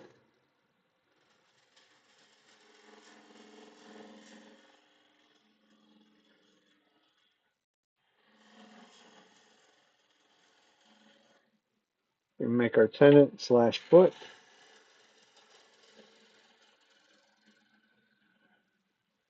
Undercut it.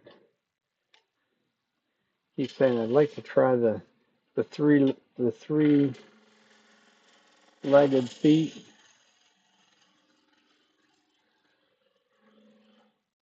I actually might be a candidate to try that.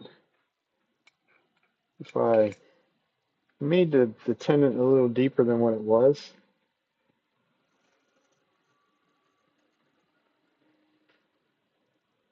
And now we'll do our final, hopefully our final shape. Not that far.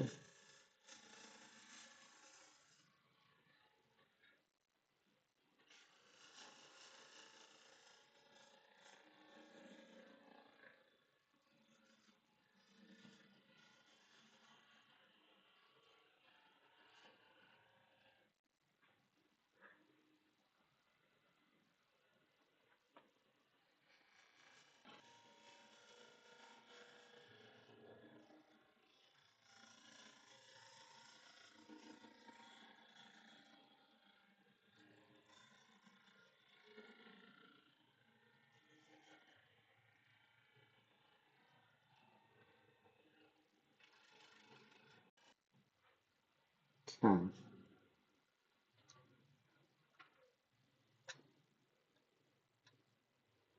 Still going to be a hole that we're going to have to live with. Surprised there's that much of the dark stuff stayed behind. It's a nice feature that it did stay behind.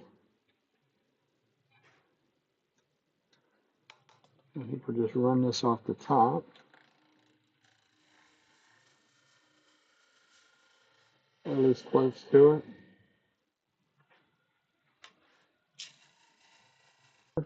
And just come back in a little bit the other way.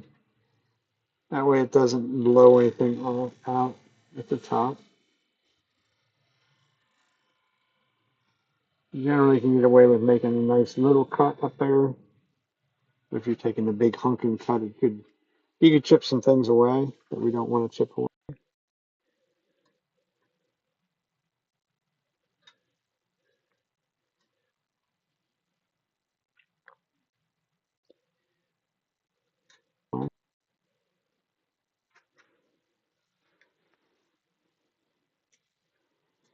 The other thing that might give that a little bit of a visual interest up in here somewhere. See if I can remember how to do it right. Somewhere up and about here.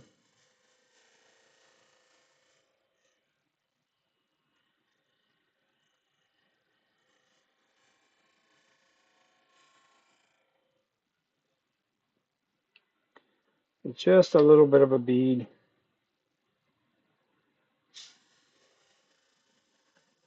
And round that over on each side. See if I even have a remotely round bead. Wonders never cease to amaze some days. Probably should go over it one more time so that it sinks it down. It's a little bit below this surface now. If I do it again.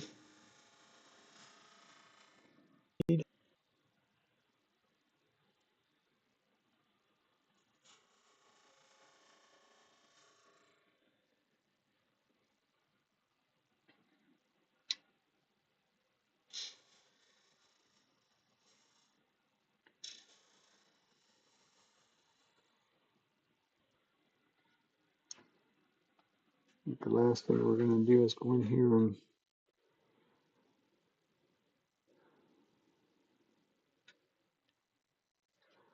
plenty wet. I think it's probably going to be too wet to even try and sand, but we might try and sand it a little bit. If I could, that would be great, but probably not.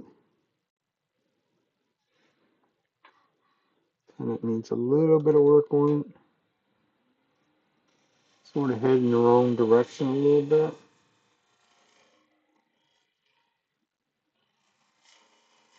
A little.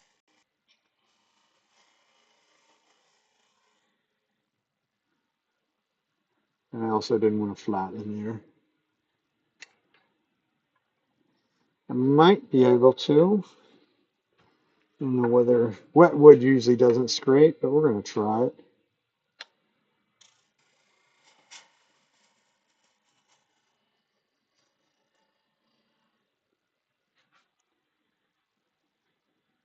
Also, I don't think that corner of my scraper is very sharp.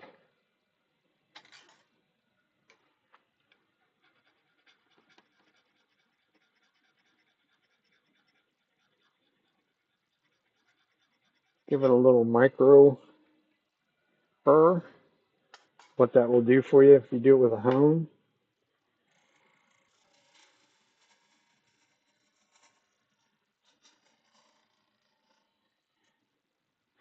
Night and day. Little wispy shavings coming off there. Don't touch the dumb thing. It's got a hole in it.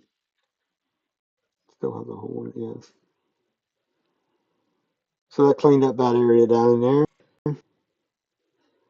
Nice and simple like. We're a little bit undercut on that rim, or on that. There.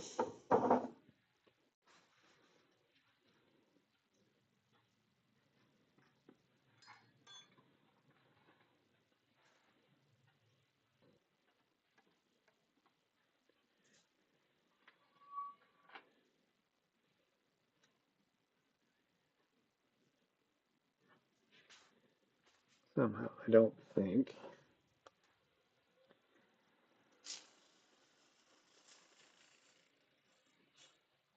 I don't think you can dry that surface. That surface is just too wet. It's not going to dry it off. All it's going to do is gum up sandpaper.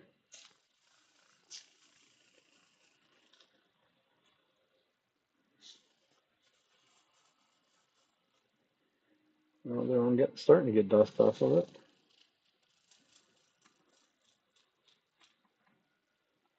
But mainly gums it up and dragging it in places I don't want. So that's a no.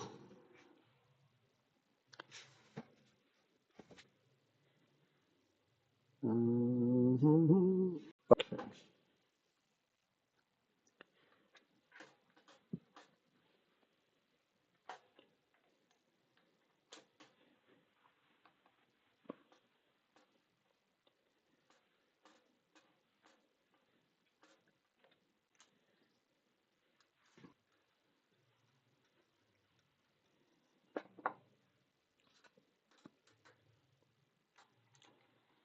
And get rid of our worm screw.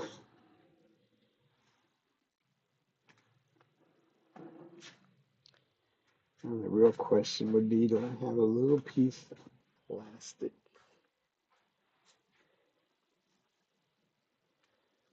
That's a piece of bubble wrap. That might work.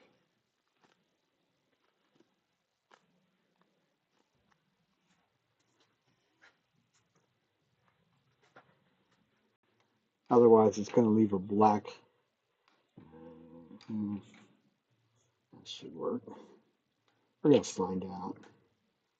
Another one of them deals of watching too many videos of like Richard Rawson talking about that, because those jaws would definitely leave black lines in there. Looks good. We're going to say that looks just fine and dandy. We are going to go sharpen some tools though. We sharpen our 3 bowl gouges. Lovely. Stream Deck doesn't want to show me which one's which. Come on, you dumb thing.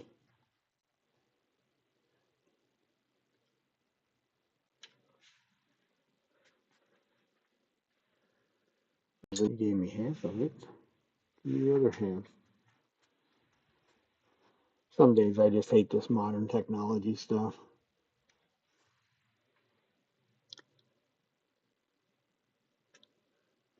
I give up. I'll be right back. I don't remember which button is going to send you over here. I can't say that I guarantee you that I even have it set for over here. Wasn't really planning on doing quite that much stuff tonight. Yeah.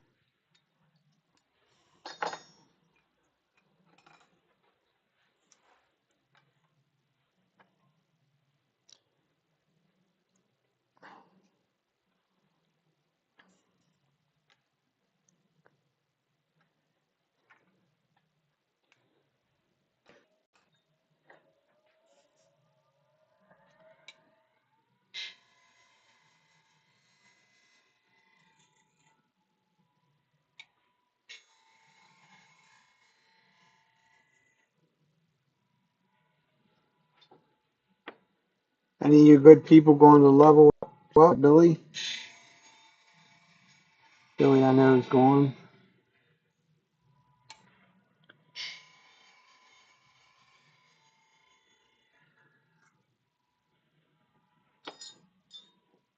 So 2 swept back gouges, 2 swept tip grind, or the straight wing ground bowl gouge gets done on the platform freehand, and the swept back grind gets done with the jig.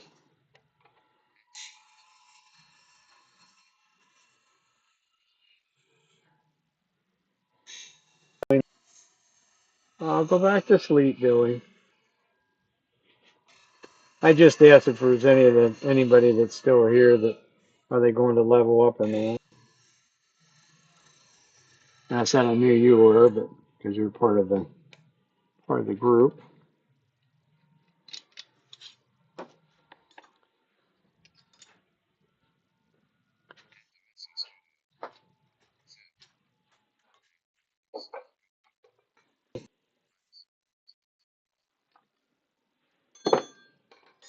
I was gonna say you're having some health issues right now, if I saw that correctly.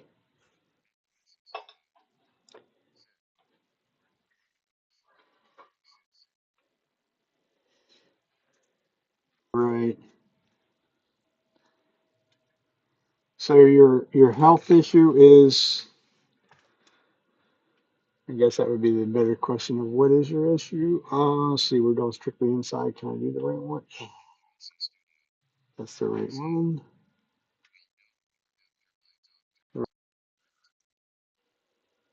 Oh, okay.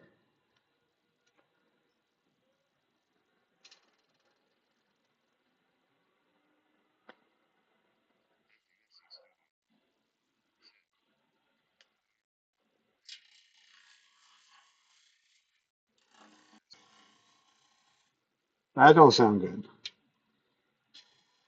That just sounds like a bad thing right off the bat.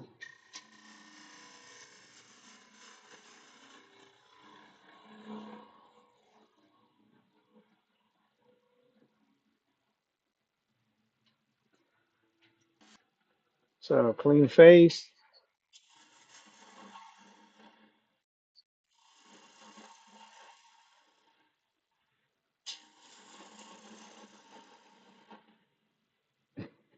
Okay.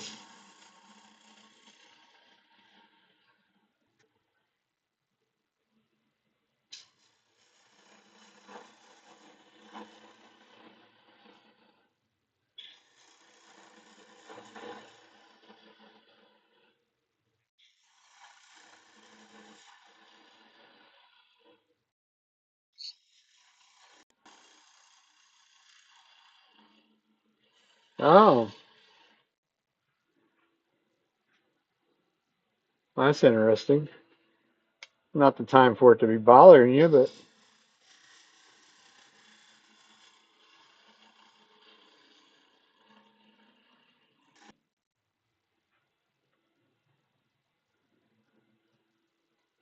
I'm getting smarter with age. If I put my hand in the right place, all the chips stay right here on the bed of the lathe rather than throwing them up against the wall. At least the majority of them.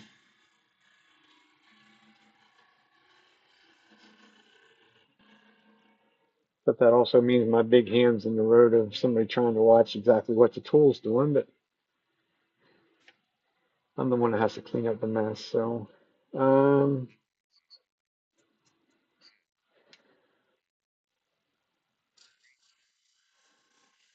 yeah.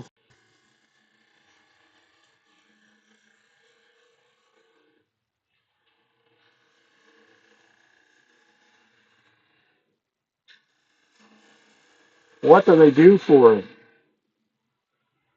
other than 9 million drugs or something? Or is there surgery involved in something like that?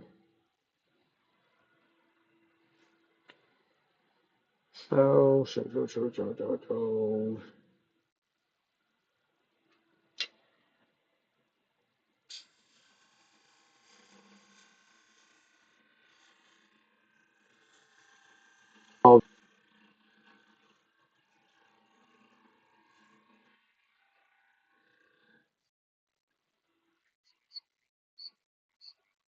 Yeah, I hear you.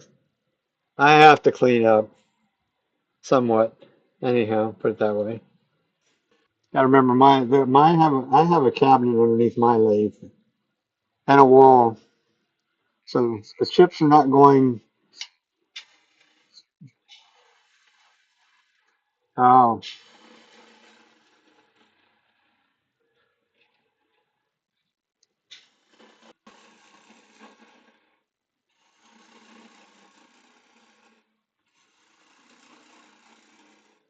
I'm sorry to hear that.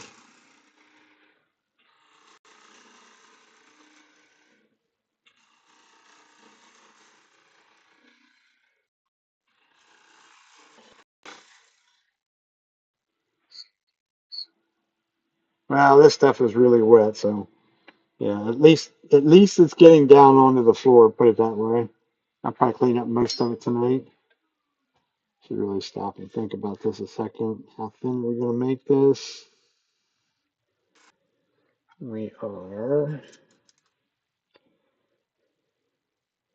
bigger numbers would be better. 5/16. Well, you were just on a cruise, weren't you? Were you having trouble when you went on a cruise? On your cruise?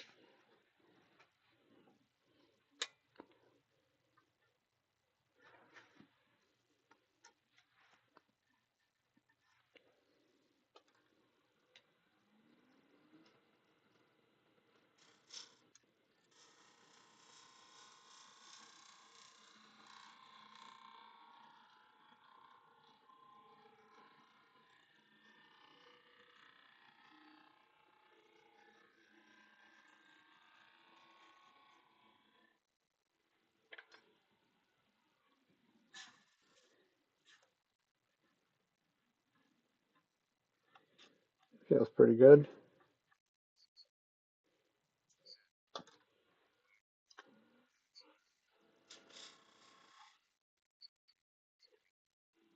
Oh,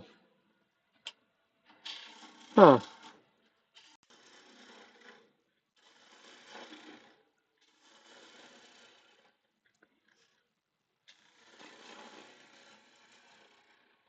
Were you doing something you shouldn't have been doing, physical wise?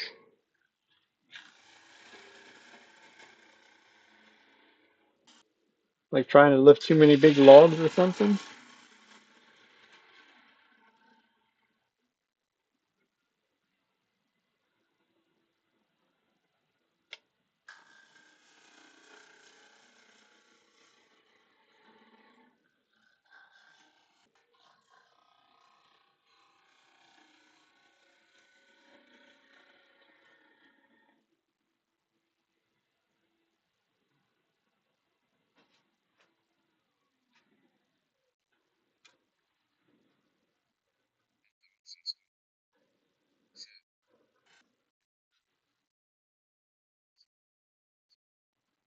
Oh, ooh, ew, that sounds nasty.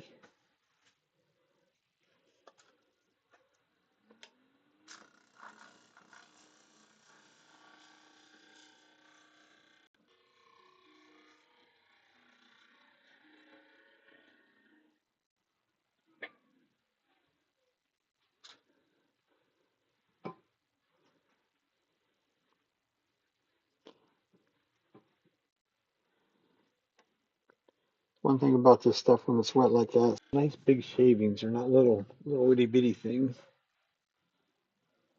I think it feels pretty good. I'm actually surprised at this one. I would have never thought it was going to give me that kind of color, that amount of color that would stick around in it. Hmm.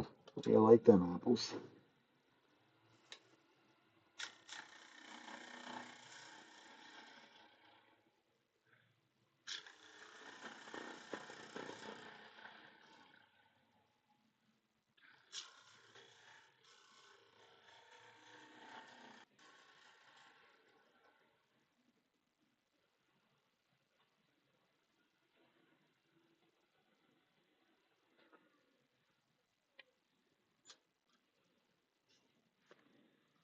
Ooh, why'd you do that?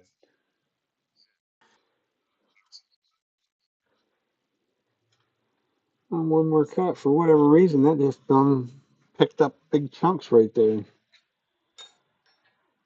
So, guaranteed sharp gouge and make the infamous one more cut and see if we can mess something else up.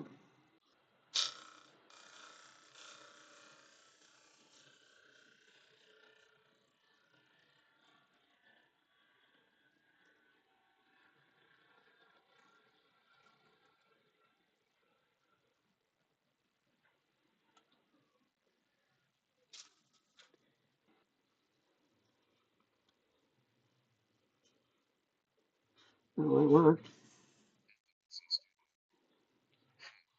Always a plus. I got it without it.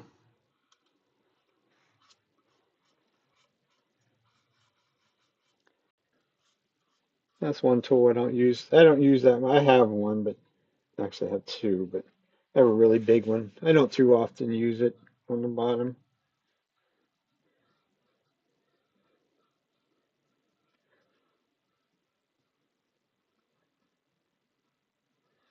Feels like it.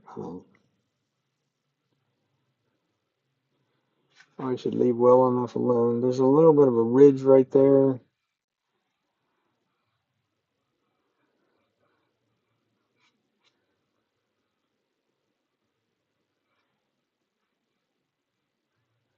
So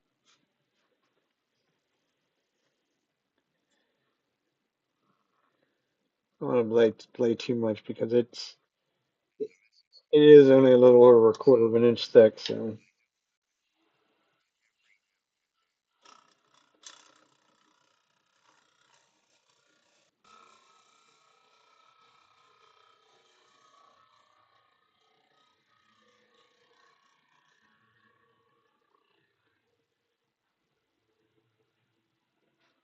yeah, well, I don't know. If you're Stuart Batty or even Ashley Harwood and them, they want to talk about their 40-40 and this is 60 degrees straight wings, just like the 40-40. It's 60 degrees. Most of the heel's gone. Bevel is about an eighth of an inch, which will allow me to turn a very tight corner and also gives you a really clean cut because there's less bevel contact. I think we're just going to call that a wrap.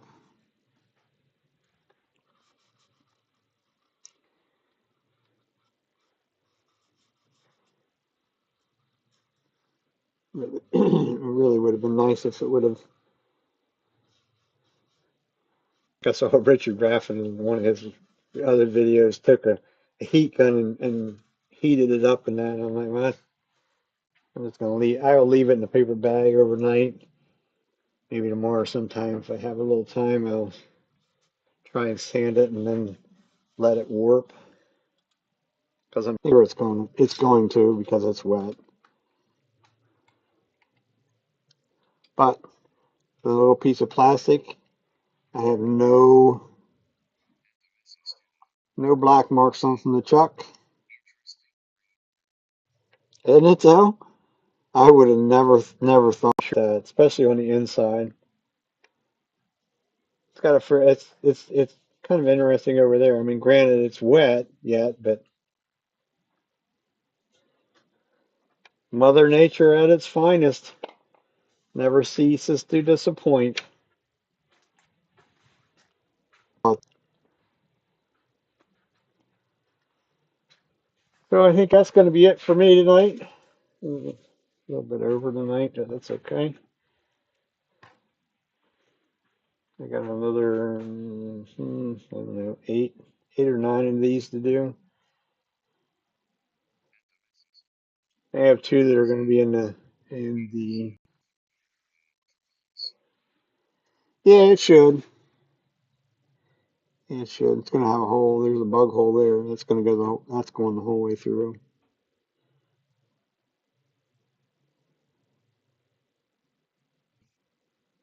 Yeah, just a shame if it would be just a little bit drier. Could sand it and then let it go, but oh well, we'll deal with it.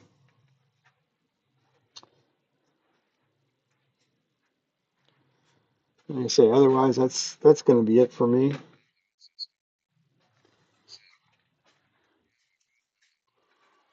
Clean. Oh, yeah, yeah. I'm in my shop almost every day. Every once in a while I don't, but right now I'm working on a woodworking kind of a project, so that's hopefully will be mostly wrapped up this week. I'm gonna go camping for a couple days later in the week. But my little trick with my hand, I mean, I don't have as much cleanup to do tonight. It's mainly all on the floor at my feet, so that'll be a little easier. Or if I just want to be lazy, I can just leave it as is. It's sitting on a concrete floor, so it's not going anywhere. So otherwise, let's see. Take a chuck off and see.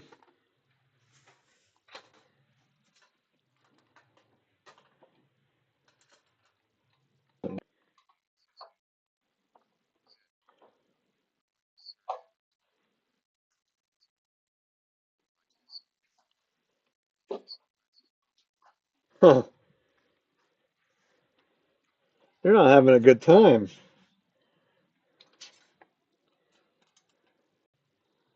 Well, I guess like everybody wants to say, it kind of sucks getting old, but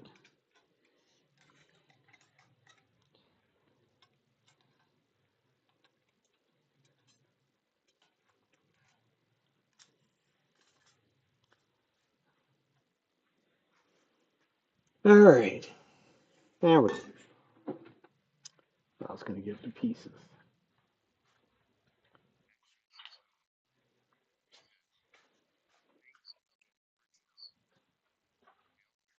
Huh. Yeah, I hear you on that.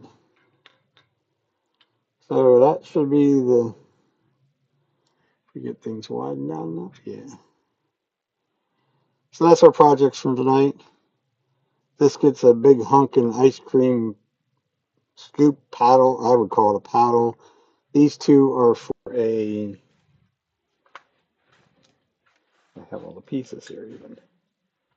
So the bigger handle gets this. This guy will get on there.